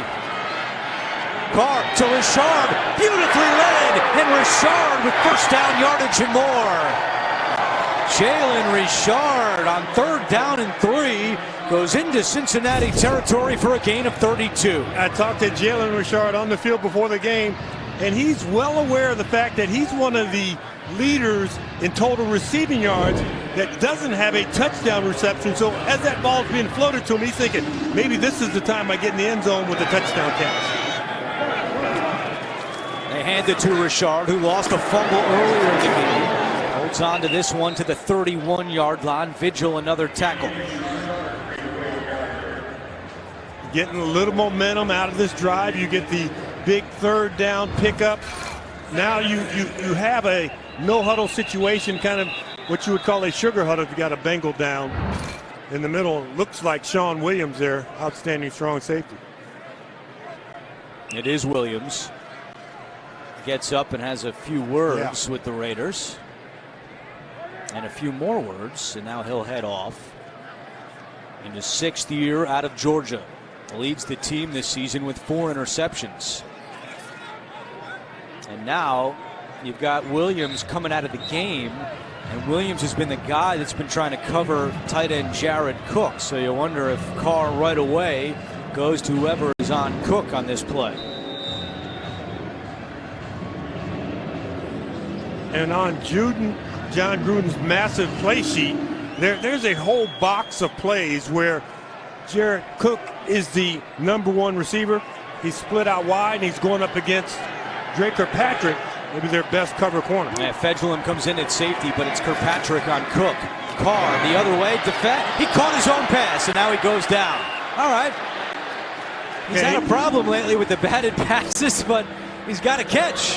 But he's thinking to himself, I'm supposed to knock that ball down. But instinctively, you get thrown a ball, you want to catch it. Quarterbacks play catch all day long before practice starts, and he makes a one-handed catch there. Michael Johnson batted it down, but Carr loses 9 yards on the play. That's exactly why he did not want to catch that football. And as a play caller, John Gruden now has to figure out what can put us in field goal range, and what play do I have that protects my left tackle? Sean Williams is back out there. He is gesturing at Seth Roberts. So those two are clearly having some words as Richard is tackled short of a first down. But before that play, Sean Williams was waving at Seth Roberts saying, "Come to my direction." Yeah. So there's something going on there. Well, we mentioned Seth Roberts making this ball club as a free agent out of West Alabama, and you've got to be scrappy to do that. So you're out there blocking, you're taking guys' legs out, doing all the dirty things that defensive backs don't like. A 50-yard field goal attempt for Daniel Carlson. That is his season long. Just his second attempt from 50 yards or longer, and he is good. So the 5th-round pick by the Vikings this year cut and now has found a home with the Raiders. It's a 10-point lead for Jeff Driscoll and the Bengals. 6:27 to go in the third quarter after the 50-yard field goal by Daniel Carlson. With our producer Steve McKee, director Andy Goldberg, our entire crew, Andrew Catalan, James Lofton up here in the booth. Week 15 of the NFL on CBS. Alex Erickson back deep to receive the kick from Carlson.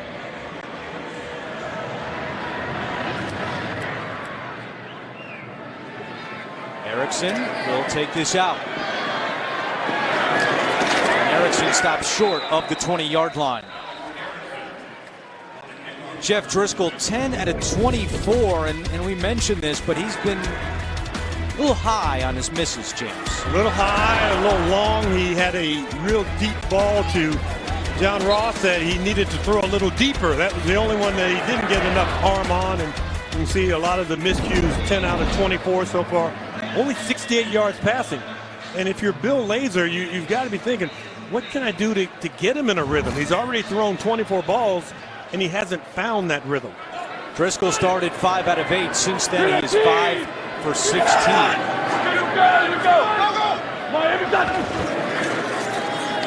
On first down, Driscoll rolling right, fires, and it is incomplete. Rashawn Melvin, who's into the game for the injured Garyon Conley, got a hand on that one. Well, that's really good coverage by Melvin. You have a bootleg. You've got John Ross, who has terrific speed, and you cover him one-on-one at the line of scrimmage. You get little hands on him, but Ross never really accelerates and pushes him to the point where I'm going deep. He's kind of measuring his steps so he can plant and come back. Not a great route by John Ross. Nicholas Morrow is not out there for the Raiders either. He was injured on their last defensive set. Mixon gets a couple. Rucker drags him down from behind. No update yet from the Raiders sideline on Morrow. There he is talking to Paul Gunther. Looks like he's about to come in, and he is. So good news. There's your update. He's fine. Like I mentioned to you, with Tyler Boyd out the game, you do not have a go-to guy in your third down package. He's had caught 21 passes on third down so far this season. One of the leaders in the AFC. He's gone. I want man-to-man coverage on the outside, and I want to bring extra pressure. Somebody to get in the face of Driscoll. 3rd and 7. Driscoll over the middle, too high again. Was looking for Alex Erickson, could not connect, and a quick 3 and out by Cincinnati. Paul Gunther's defense gets the job done there. That's their 3rd 3 and out. And that's a clean pocket, a good window to throw to, and just a ball that has a little too much oomph on it. Some frustration for Driscoll, who, as Marvin Lewis said, is getting an incredible opportunity for his career. And we talked about that with Driscoll. He was a 6th-round pick by the 49ers in 2016. When you're a quarterback and you're 6th, 7th round undrafted, you don't know if or when your opportunities will come. This is Driscoll's shot. And he's trying to put his best foot forward, not only for the Bengals this season, but for his future. As Harris on the return. And the Raiders will have good field position to start this drive. Down by 10 at 5:22 to go in the third quarter. The NFL on CBS is sponsored by Verizon. The best unlimited is on Verizon, America's most awarded network. And by State Farm. here to help life go right.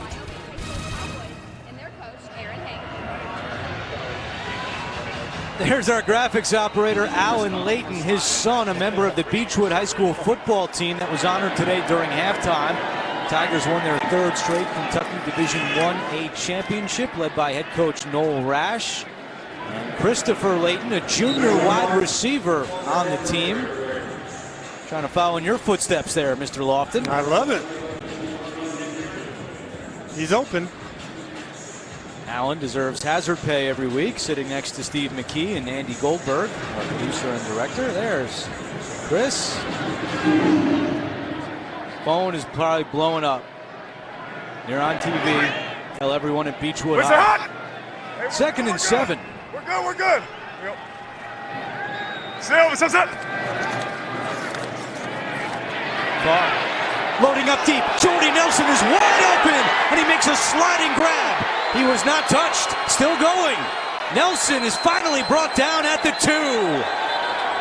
A busted coverage by the Bengals, and Carr and Nelson make them pay. Play action, 2 deep coverage, and you're right. The safety saw the corner route. You saw Jared Cook going to the corner, jumped up on that, and Jordy Nelson all alone. You know, if I had been out there, I'd been slow enough where I'd have caught that ball in stride and been able to score. And now they're saying his knee was down at the 7, right there. And he was touched. A 44-yard pickup. It's still 1st and goal for Oakland.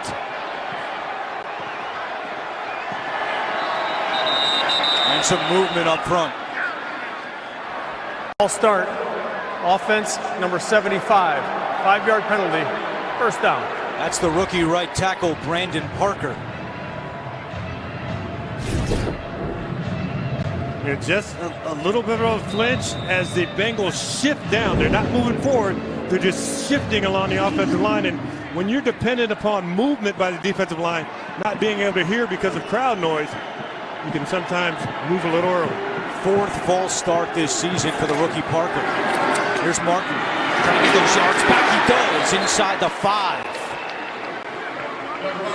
All at the 3-yard line. An injured Bengal. It's William Jackson who is slow to get up. Jackson, the 3rd-year corner out of Houston, a 1st-round pick in 2016. Looks like he's coming up to try and meet Doug Martin in the hole, and they both go low. He gets kind of clipped in the back there. He's so low under Martin, and then he gets tumbled on by a couple offensive linemen after that.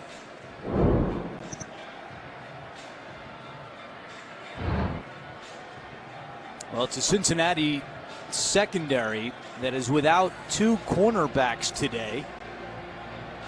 Kivare Russell dislocated his finger during practice this week. He is out. And the rookie Devontae Harris was labeled inactive today. So not a lot of depth at corner for the Bengals with Jackson down on the ground. They have Darius Phillips and Tony McCray. So you figure they'll move Denard over to the outside where he was last week with Kirkpatrick out, and then either Phillips or McCray coming in as the nickel corner. But of course the focus now is on making sure Jackson is okay.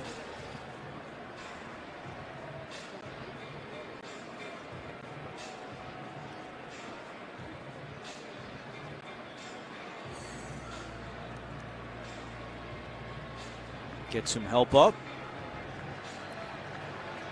And we'll head to the Cincinnati sideline. We'll get an update just as soon as possible. And there is Darius Phillips, the rookie out of Western Michigan who's come into the game. 2nd and goal for the Raiders. The ball is spotted just inside the 4-yard line. And with 5 defensive backs in the game, you spread them out. You've got a great ability to run the football right here. Doug Martin is the running back. And another flag and another false start. Well, that shifting has really affected the Raiders. Offense, number 77. 5-yard penalty, still second down. That's on Colton Miller. So both rookie tackles have been called for false starts on this drive. Colton Miller, and you're going to see the shift right there, and that's going to get him. As soon as you get that movement in front of you, you're reacting to it. That's his 4th false start of the year. Pushes the ball back to the 9. William Jackson's back in after being out for not even 1 point. Good sign. Carr throws, completes it, and now dropped. Doug Martin had it and lost it. And it's 3rd and goal with 2:46 to go in the 3rd quarter. You have been able to get pressure in your 4-man packages. For the Bengals, you don't really have to rely on a blitz here to make Derek Carr get rid of the ball early. And you can also build that kind of picket ball right across the goal line if you choose to. Richard into the game at the bottom of your screen. Empty backfield for Carr on 3rd and goal. Carr over the middle, and it is incomplete. Jared Cook tried to reel it in with one hand, could not hold on. Hardy Nickerson broke that one up. It's 4th down, and out comes Daniel Carlson, the kicker. You're trying to throw it high to Jared Cook so he can go up and elevate and get it, but it's such a tight window because I said a 4-man rush. They went with 3 pass rushers, dropped all 8 guys back in pass coverage, so that makes the windows even smaller to try and squeeze that ball into. So after the big play by Jordy Nelson, the Raiders have to settle for a field goal attempt. And Carlson's kick is good.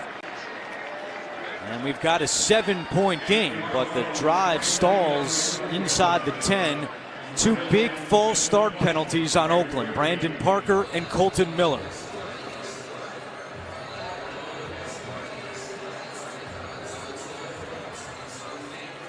Coming up next on CBS, a great AFC matchup. Tom Brady and the Patriots in Pittsburgh against Ben Roethlisberger and the Steelers. That is next, a doubleheader day right here on CBS.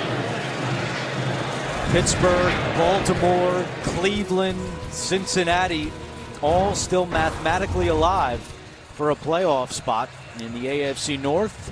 There you see the current AFC playoff picture. Steelers have been stuck on that 7-win figure for a couple of weeks now, and some last-second losses, trying to get that momentum back as we roll through December here. And a tough finish for the Steelers. They have the Patriots today. They play the Saints next week, and then Week 17 at home against their rival, the Bengals. A touchback for Carlson with 2:38 to go. Well, this Cincinnati offense has not done much here all day, specifically in the second half. They only have 12 yards in the second half. And Driscoll has thrown for just 68 yards on the day. Joe Mixon has not got it going yet this half. 3 carries for 1 yard. See what Bill Lazor can dial up here with now being a 1-possession game. And I think one-score game. Paul Gunther has to continue to be aggressive on the outside and try and match up against the Raiders with man-to-man coverage. You can see it with the 2 corners open. Driscoll. It's incomplete. Thrown over the head of Cody Core. And some boos from the Bengals fans as his passing game has been stuck in neutral all day. We met with Driscoll yesterday and said, give us your evaluation of your first 2 starts. He said, it's not good enough because we're 0-2 in my starts, but I feel like I've improved. I know I belong, and I want to continue to showcase them. Today, still waiting for him to get going. Look at this crowded box with all those guys up there to stop the run. And they can't. Mixon breaks through and has a first down. Carl Joseph on the tackle, but Mixon picks up 10. Mixon, just great vision. You can see the hole there. He cuts in when you thought he was going to cut out. And just that physical presence to get those shoulders square. And when Mixon goes down, he kind of bumps his head on this hard turf. Yeah, coming out of the game. Take another look at the replay. Watch Mixon's head Hits down hard. We already saw Conley lost to the game because of a concussion, and now Mixon on the Cincinnati sideline. Bernard takes his place. The run by Mixon was good enough for a first down. Bernard going nowhere. Jonathan Hankins the first to get there. And now a little extracurricular again as it's starting to get chippy here in Cincinnati. Billy Price, the rookie out of Ohio State, was right in the middle of that. A loss of 4 on the play. How about Hankins? And splitting the double team. And look at him. He's like trying to squeeze into a Black Friday sale. So impressive. Working because you know that the game is kind of back in your court. You've got a chance now. You force them into a long second down situation here. Hankins signed after week 1. That's been a big pickup here for the Raiders this year. 2nd and 14. The pass is caught by Erickson, hit right away by Darryl Worley. A 4-yard pickup, 3rd down and long as we approach 1 minute to go in the 3rd quarter.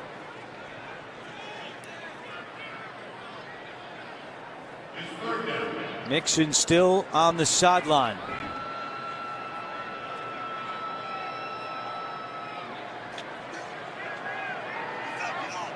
Cincinnati 5 out of 13 on 3rd downs today. Arden Key, maybe their best pass rush type body that the Raiders have out there. Driscoll pressure coming. Escapes Key. Driscoll will run it. Driscoll turns the corner. Did he go out of bounds or stay in? He stayed in and he's got a first down.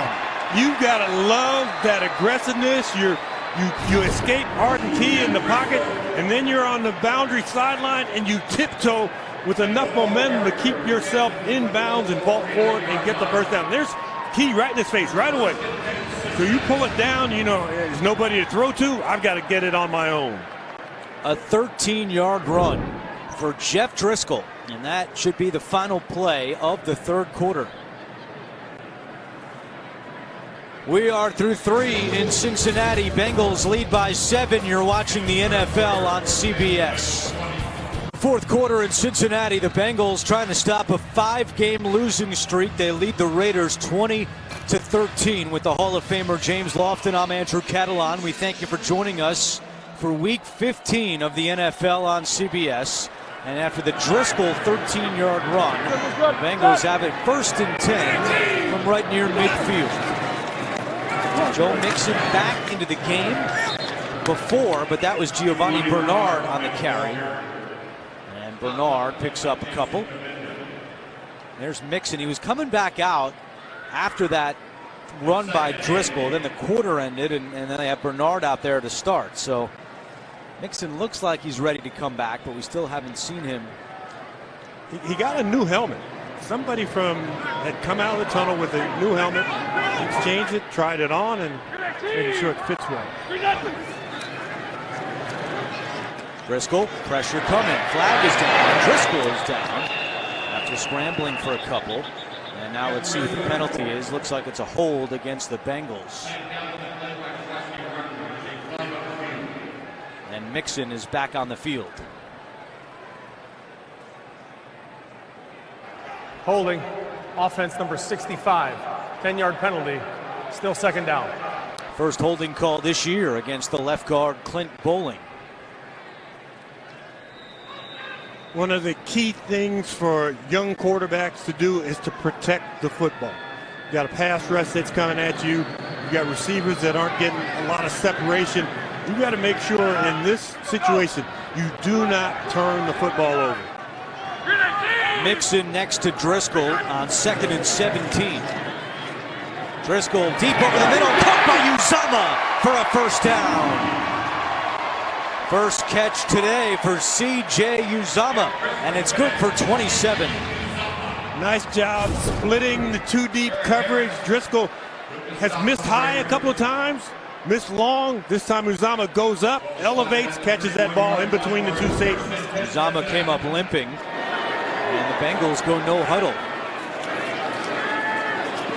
Driscoll, deep shot, end zone, and it is incomplete. He was looking for Cody Core, and it's 2nd and 10. That's a nice job by Eric Harris playing the middle safety, getting enough depth so that you can't throw beyond him, that you can't hit this deep post pattern. You see Harris come in. If that ball's thrown more on a line, Harris is there for his 2nd interception of the game. Bengals have been living in Oakland territory today. 35 of their 57 plays have come in Raiders territory. Uzama sat that last play out, but he's back in there for 2nd and 10. Mixon, a yard, and it's 3rd and long. Bengals are in field goal range, though, for Randy Bullock. And that would be an important field goal if it comes to that. Try to make it a 2-score game. Mixon comes right back off the field for 3rd and 8. He's 2 yards shy of his 3rd 100-yard rushing game of the season. And Erickson taking over that slot position that Boyd would normally be in. Just joining us, Tyler Boyd out with a right knee injury. Driscoll completes it to Bernard. He's got room to run. Bernard at the 10, and Bernard hit hard at the 8. 1st and goal, Bengals. Darryl Worley the tackle, but a big play on 3rd down for 22 yards. Talked about Erickson. Watch him as he comes across. He's going to create the pick. Look right there. He picks, rubs, whatever you want to call it. Does a great job in opening up for Bernard coming across. They go no huddle again. And Bernard pushing his way inside the 5. Maurice Hurst on the tackle. And Mixon will re-enter.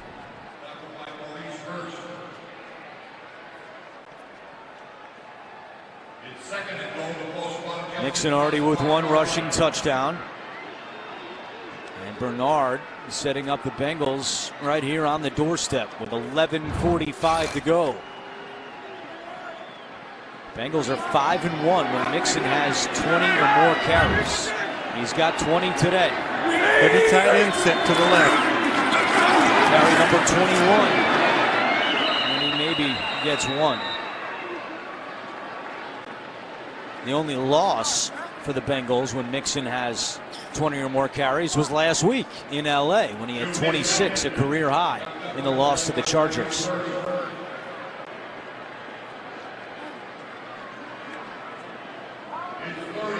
Third down and goal. The ball is spotted just inside the 5-yard line.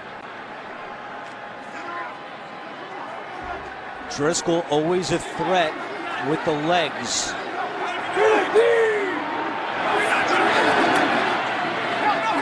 Driscoll, will he keep it?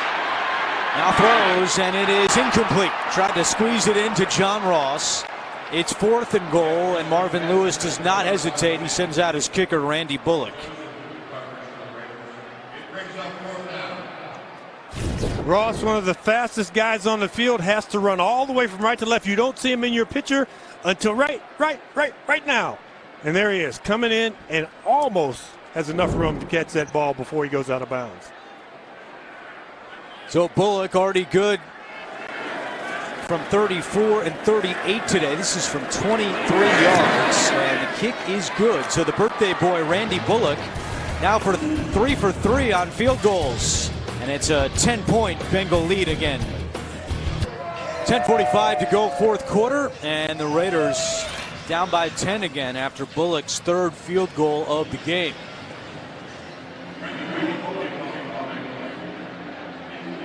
John Gruden and the Raiders head home after the game, and they'll host the Broncos on Monday night, Christmas Eve next week.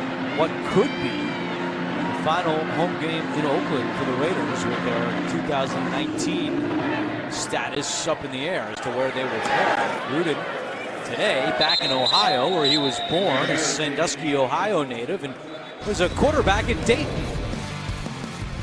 John Gruden, junior quarterback, Tampa, Florida. Yeah, Gruden a backup at Dayton in the mid-'80s. Looking good out there. And now Gruden at the age of 55 in his 12th year as an NFL head coach. Now let me ask you that. Was it a design play? After the play was over, personal foul. Kicking team number 32. That 15-yard penalty will be added to the touchback spot. First down, Raiders. That's on the rookie running back, Mark Walton. So when John Gruden took that snap to kind of mishandle it, let it bobble up in the air and let the defense be mesmerized by it before he did the quarterback sneak? That was on purpose, yeah. Now the penalty is a big one against Cincinnati as it brings the ball all the way out to the 40-yard line. Plenty of time left in this one. DeAndre Washington in at running back, his first touch today, and he gets a yard. Michael Johnson on the tackle. Washington only played one snap on offense last week in the win over Pittsburgh. It's pretty much been Martin and Richard ever since Marshawn Lynch went down. Just like the Raiders have been able to play man-to-man coverage, play man-to-man coverage if you're the Bengals, keep a safety in deep center field, and concentrate on that run box. 180 hot. Hey, we're good, we're good. Here we go. Stay over, sunset.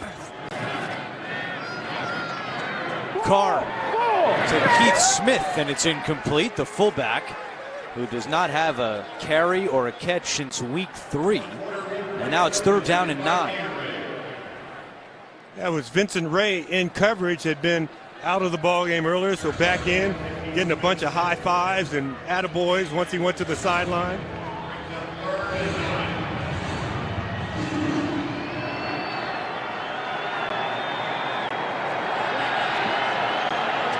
Third down and 9 for Carr and the Raiders. Carr feeling the pressure, and he is sacked. Geno Atkins, his 8th sack of the year.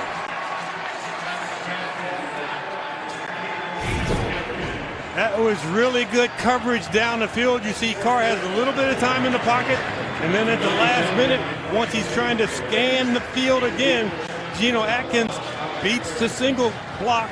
You can't single block him. You really need to help out, but they hugged up the linebacker right over the center, and that center had to watch the linebacker, couldn't help out on Geno Atkins. That was Chaz Green, who, as we told you, getting the start today at left guard for the injured Kelechi Osemele.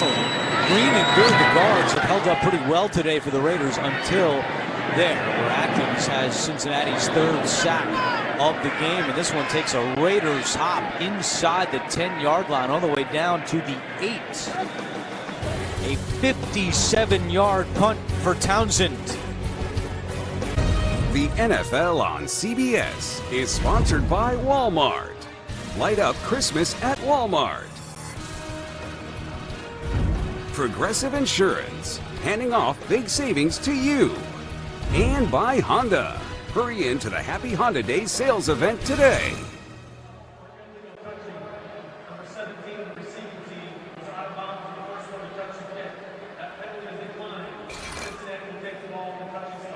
Well, during the commercial, there was a big huddle between the officials. And instead of spotting the ball inside the 10, it's now brought out to the 25-yard line. Dwayne Harris, who they said was the first to touch it, had gone out of bounds trying to cover the punt after being blocked. And they said he was the first to touch, so they're now bringing the ball back to the 25-yard line. Huge bonus for the Cincinnati Bengals. Yeah, that wipes off the 57-yard punt by Townsend. Now a 40-yard punt. See if the Bengals can work some clock here with the 10-point lead. It's a screen pass to Mixon, and he is tracked down by P.J. Hall. Time is on Cincinnati's side.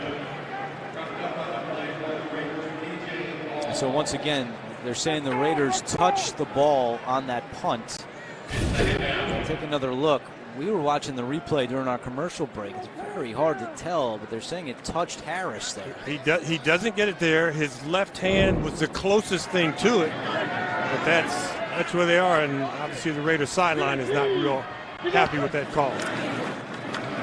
Johnson, he's been bottled up in this second half. That does get him over 100 yards rushing for the 3rd time this year and the 4th time in his career. He had 84 yards at halftime, so that's 18 yards in the second half. They really do need more out of him, and Jeff Driscoll only 121 yards passing. Now it's kind of on him to pick up this third down. And Mixon comes out. 3rd down and 7. And Bernard is next to Driscoll. Raiders looking to force a quick 3 and out and get the ball right back. Driscoll, pressure coming. Driscoll is sacked. Carl Joseph with his first sack of the year. A loss of 7 on the play, and the Raiders defense does their job. Giovanni Bernard is the back who's in the backfield. He has to sift in and block a linebacker, and once he does that, it's what you call a key blitz. If he's going to block, you're going to bring the second person from that side as the pass rusher. Your quarterback has to realize that that can happen and get rid of that ball quickly on the front side. The second sack of Joseph's career. And now Harris awaiting the punt at his own 35-yard line. Harris comes up to the 40. Harris tackled in midfield by Fedulum. So the Raiders are going back to work, down by 10. 7:05 to go. Raiders still alive, down by 10. They got the football just shy of midfield. Carr on 1st down. Loads up and finds Jordy Nelson for a 1st down grab. Darquez Denard on the tackle, a gain of 14. That bunch formation off the line of scrimmage doesn't allow a Bengal to get up and get the hands on Jordy Nelson, and he has enough speed to get across the field. 4 catches for 76 yards today for Jordy Nelson. Take hold.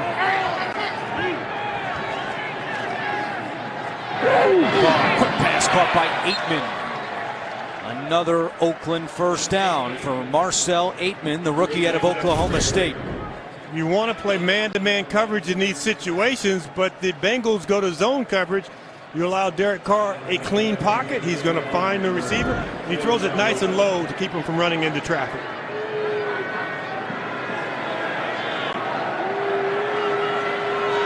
Another zone look, no man-to-man coverage on this side. There's Carr. Going end zone for Cook, and it's incomplete. Jesse Bates and Sean Williams were back deep for Cincinnati. And that will stop the clock with 5:50 to go. 3-by-2. You get Cook trying to go deep. You see the coverage on the outside. The only downside to this play, Jared Cook, a little winded. He's walking back to the huddle. So you kind of lose your number 1 go-to receiver. Yeah, Cook is not in for this 2nd down and 10 play. Derek Carrier takes his place. Carr, and he throws this one to the ground. Martin was in the vicinity. And it's 3rd down.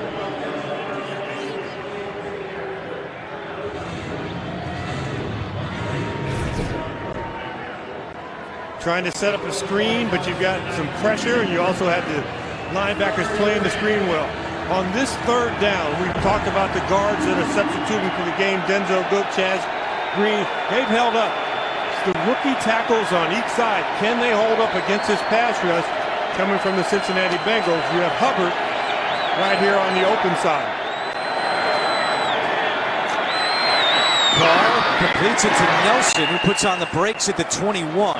And now John Gruden will send out his field goal unit in a 2-score game. They got to find a way to get some points on the board here with the kicker Carlson.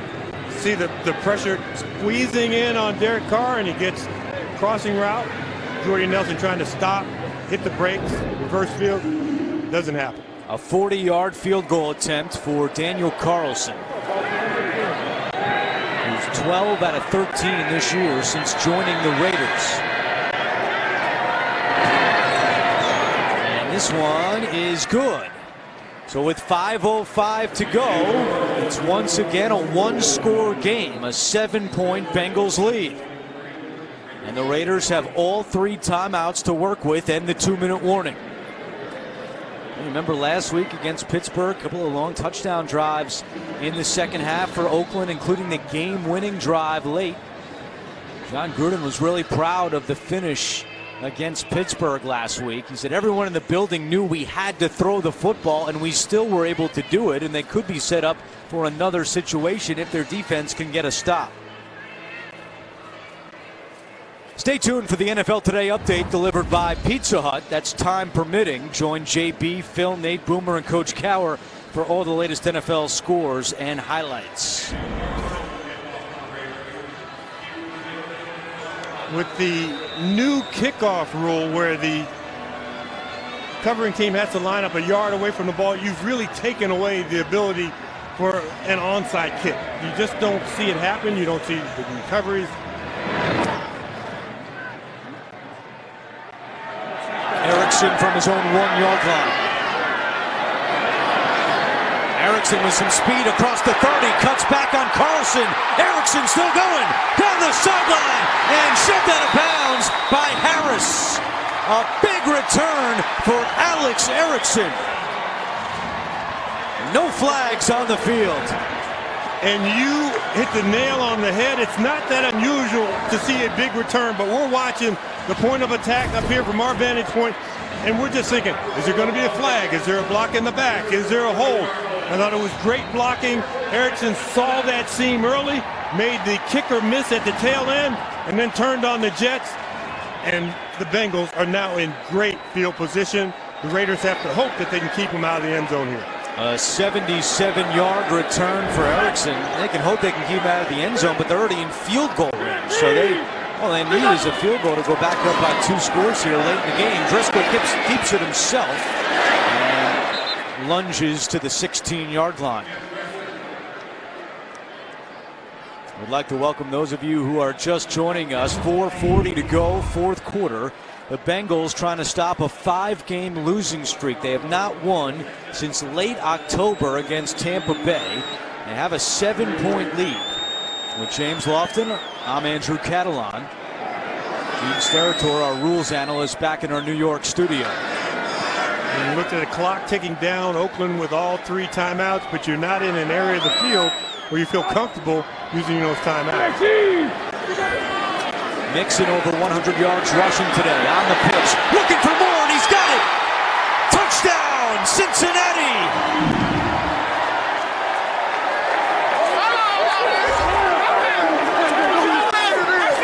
A 16-yard touchdown run for Mixon, his second of the game.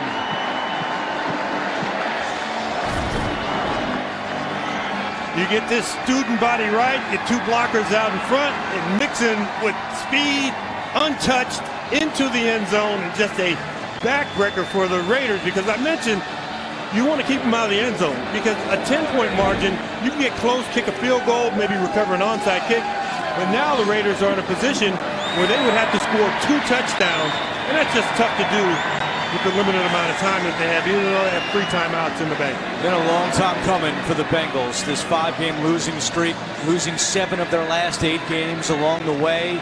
Lost key players like Andy Dalton and A.J. Green.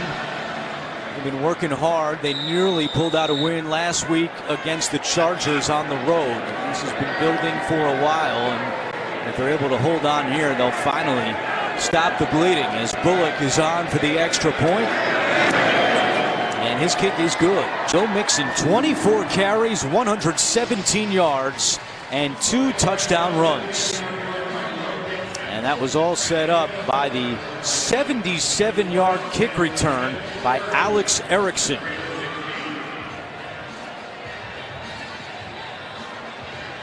As we told you at the beginning of the day, Cincinnati still mathematically alive for a playoff spot. Obviously, a whole lot has to happen for them to get in, but in the short term, trying to stop this 5-game losing streak. Jeff Driscoll making his 3rd straight start for Cincinnati since Dalton went down, and trying to pick up his first win as a starting quarterback in the NFL. You know, you mentioned about being mathematically alive. Remember, if you dial the clock back to last year, the Cincinnati Bengals beat the Baltimore Ravens, which pushes the Buffalo Bills into the playoffs. So as a player, you're just telling me that there's still a chance somehow that we can make it. Dwayne Harris back deep to receive the kickoff from Bullock, and this will be a touchback.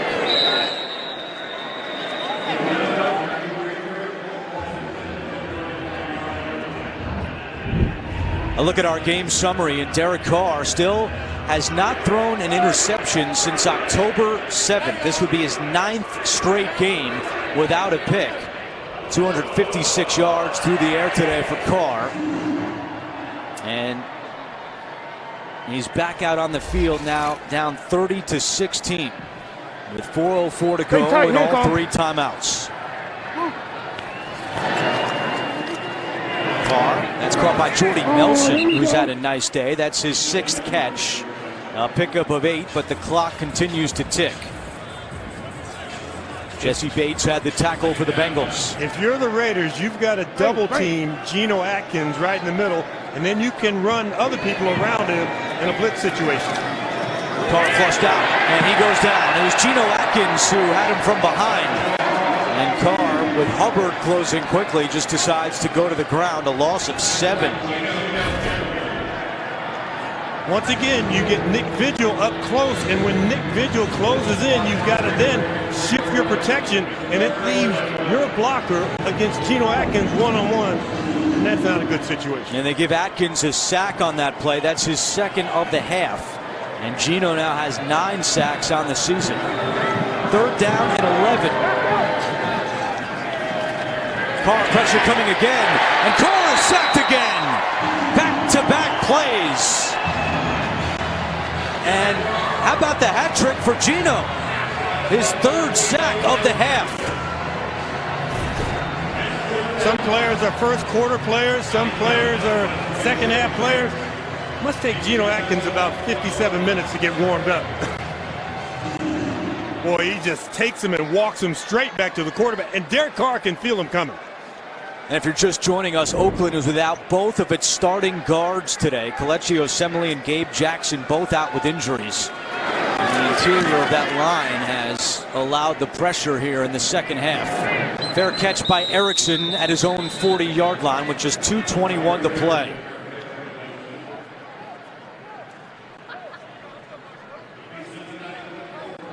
So the Bengals now will just try to work some clock. Figure they'll feed Mixon, who's over 100 yards rushing for the 3rd time this season. Future of Marvin Lewis unknown. It looked like at the end of last year he could have been on his way out. They won their last 2 games, including that big win at Baltimore to spoil the Ravens' playoff hopes. So they bring Lewis back. Will they bring him back again? Meanwhile, for John Gruden, a tumultuous week with general manager Reggie McKenzie being fired on Monday, and then the city of Oakland suing the Raiders. So now the Raiders don't know where they're playing their home games next year. And we met with Gruden about that, and he said, look, it's not my concern right now where we're playing or who the general manager will be. I'm the head coach. I'm just trying to win a football game. But clearly it's something, as Derek Carr told us, that the Raiders have been discussing in their locker room. How could you not talk about everything going on?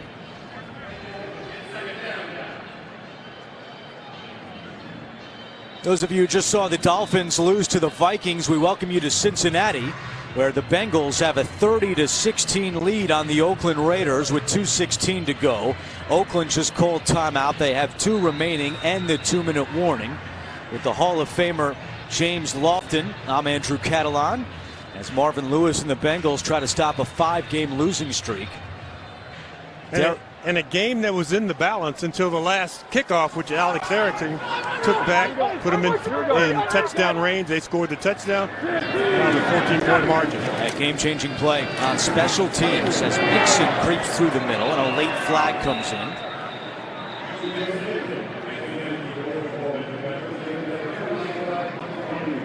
A Cincinnati team without Dalton, A.J. Green, and Tyler Boyd, who earlier in the game went over 1,000 yards receiving, but then was lost to a right knee injury. Holding. Defense number 90. 5-yard penalty. Automatic first down. That penalty on Jonathan Hankins gives Cincinnati a first down. You're trying to keep the offensive lineman away from the climbing block to reach the linebacker, and you see Hankins being blocked by 2 people, and he's trying to keep Clint Bowling on him so that he can't get to the linebacker. John Gruden has had a few words for the officials today, and he's having a few more with 2:12 to go. Here's Mixon. And Gruden will call timeout, stopping the clock with 2:07 to play. Now 1 remaining for the Raiders. Take a look at our game recap from today here in Cincinnati. And Mixon with 2 rushing touchdowns. That one was his first of the day. Lee Smith a touchdown in his 3rd straight game. And then Alex Erickson earlier here in the 4th quarter, a 77-yard kick return. It led to this, Mixon's 2nd rushing score. Joe Mixon moving closer to 1,000 yards rushing. He's at 986. And late in the ball game, when you crowd the line, all you need is that one little crease to get through, because then you're all the way to the deep safety. Look at all the defenders up here to stop Mixon. 2nd and 7, Mixon, and he gets a couple of more. And Gruden will call his final timeout before the 2-minute warning. So they are out of timeouts with 2:03 to play. Mentioned this before, but Marvin Lewis was hired in 2003 by the Cincinnati Bengals. Since then, the Raiders have had 10 head coaches. John Gruden, the 10th in that span. One of them was Hugh Jackson, who's now a special assistant to Marvin Lewis after he was fired by the Browns. There's Hugh.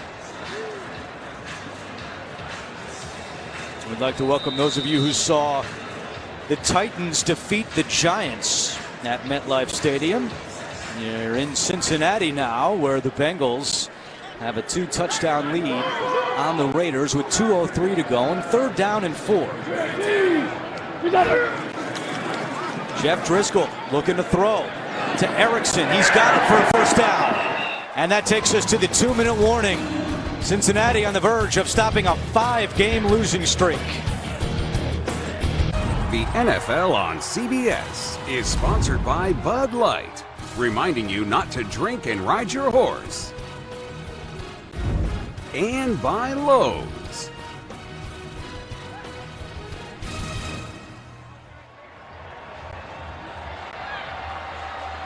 Yeah, ready for the holidays here in Cincinnati. This will be the 7th straight home finale the Bengals have won under Marvin Lewis. Their final 2 games of the season are both on the road, and all the Bengals need to do here, take 3 knees, and they'll move on to Cleveland next week for their Week 16 game in the Battle of Ohio. It'll be the first NFL win as a starting quarterback for Jeff Driscoll, originally a 6th-round pick by the 49ers in 2016. And since Andy Dalton went down, Driscoll has taken over. As Marvin Lewis said, a big opportunity for Driscoll. A lot of times this late-round pick or an undrafted quarterback doesn't even get a chance to show what they have in the NFL, but Driscoll is getting that opportunity here down the stretch for Cincinnati, and now has a win to his name. Meanwhile, John Gruden and the Raiders will make the long trek home to Oakland for what could be the final home game ever in the city of Oakland, with next year up in the air, the city of Oakland suing the Raiders, and as of now there is no 2019 home for the Raiders. Part of that conversation is that they don't want to pay the city the rent while the city would be suing them to play there in 2019. Could be an interesting Monday night in Oakland as Mark Davis, the owner, and the Raiders host the Denver Broncos.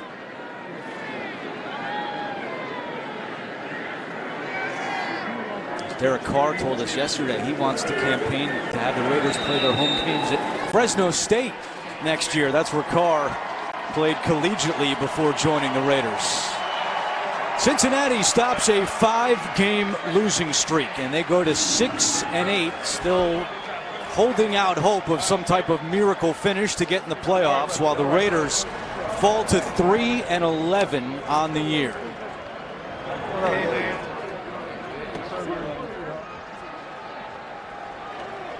(30-16) the final here in Cincinnati. Don't forget, coming up, it's the Patriots and Steelers here, a doubleheader day on CBS. Here's a look at the updated AFC playoff picture. You see New England and Pittsburgh right now, the 3 and 4 spots, but Baltimore with their win now goes to 8 and 6. So does Indianapolis and Tennessee, and the Dolphins with a tough loss today in the wild card picture, falling to 7 and 7. Bengals at 6 and 8 with their final 2 games on the road against division opponents at Cleveland and then at Pittsburgh in week 17. Jeff Driscoll a winner for the first time in his NFL career as a starting quarterback. The final score, Cincinnati 30, Oakland 16. Don't forget, coming up next, a great AFC matchup as Tom Brady and the Patriots head to Pittsburgh to take on Ben Roethlisberger and the Steelers. For the Hall of Famer James Lofton, this is Andrew Catalon saying so long from Cincinnati. We'll get you back to our New York studio and the NFL Today update delivered by Pizza Hut right after this. Bengals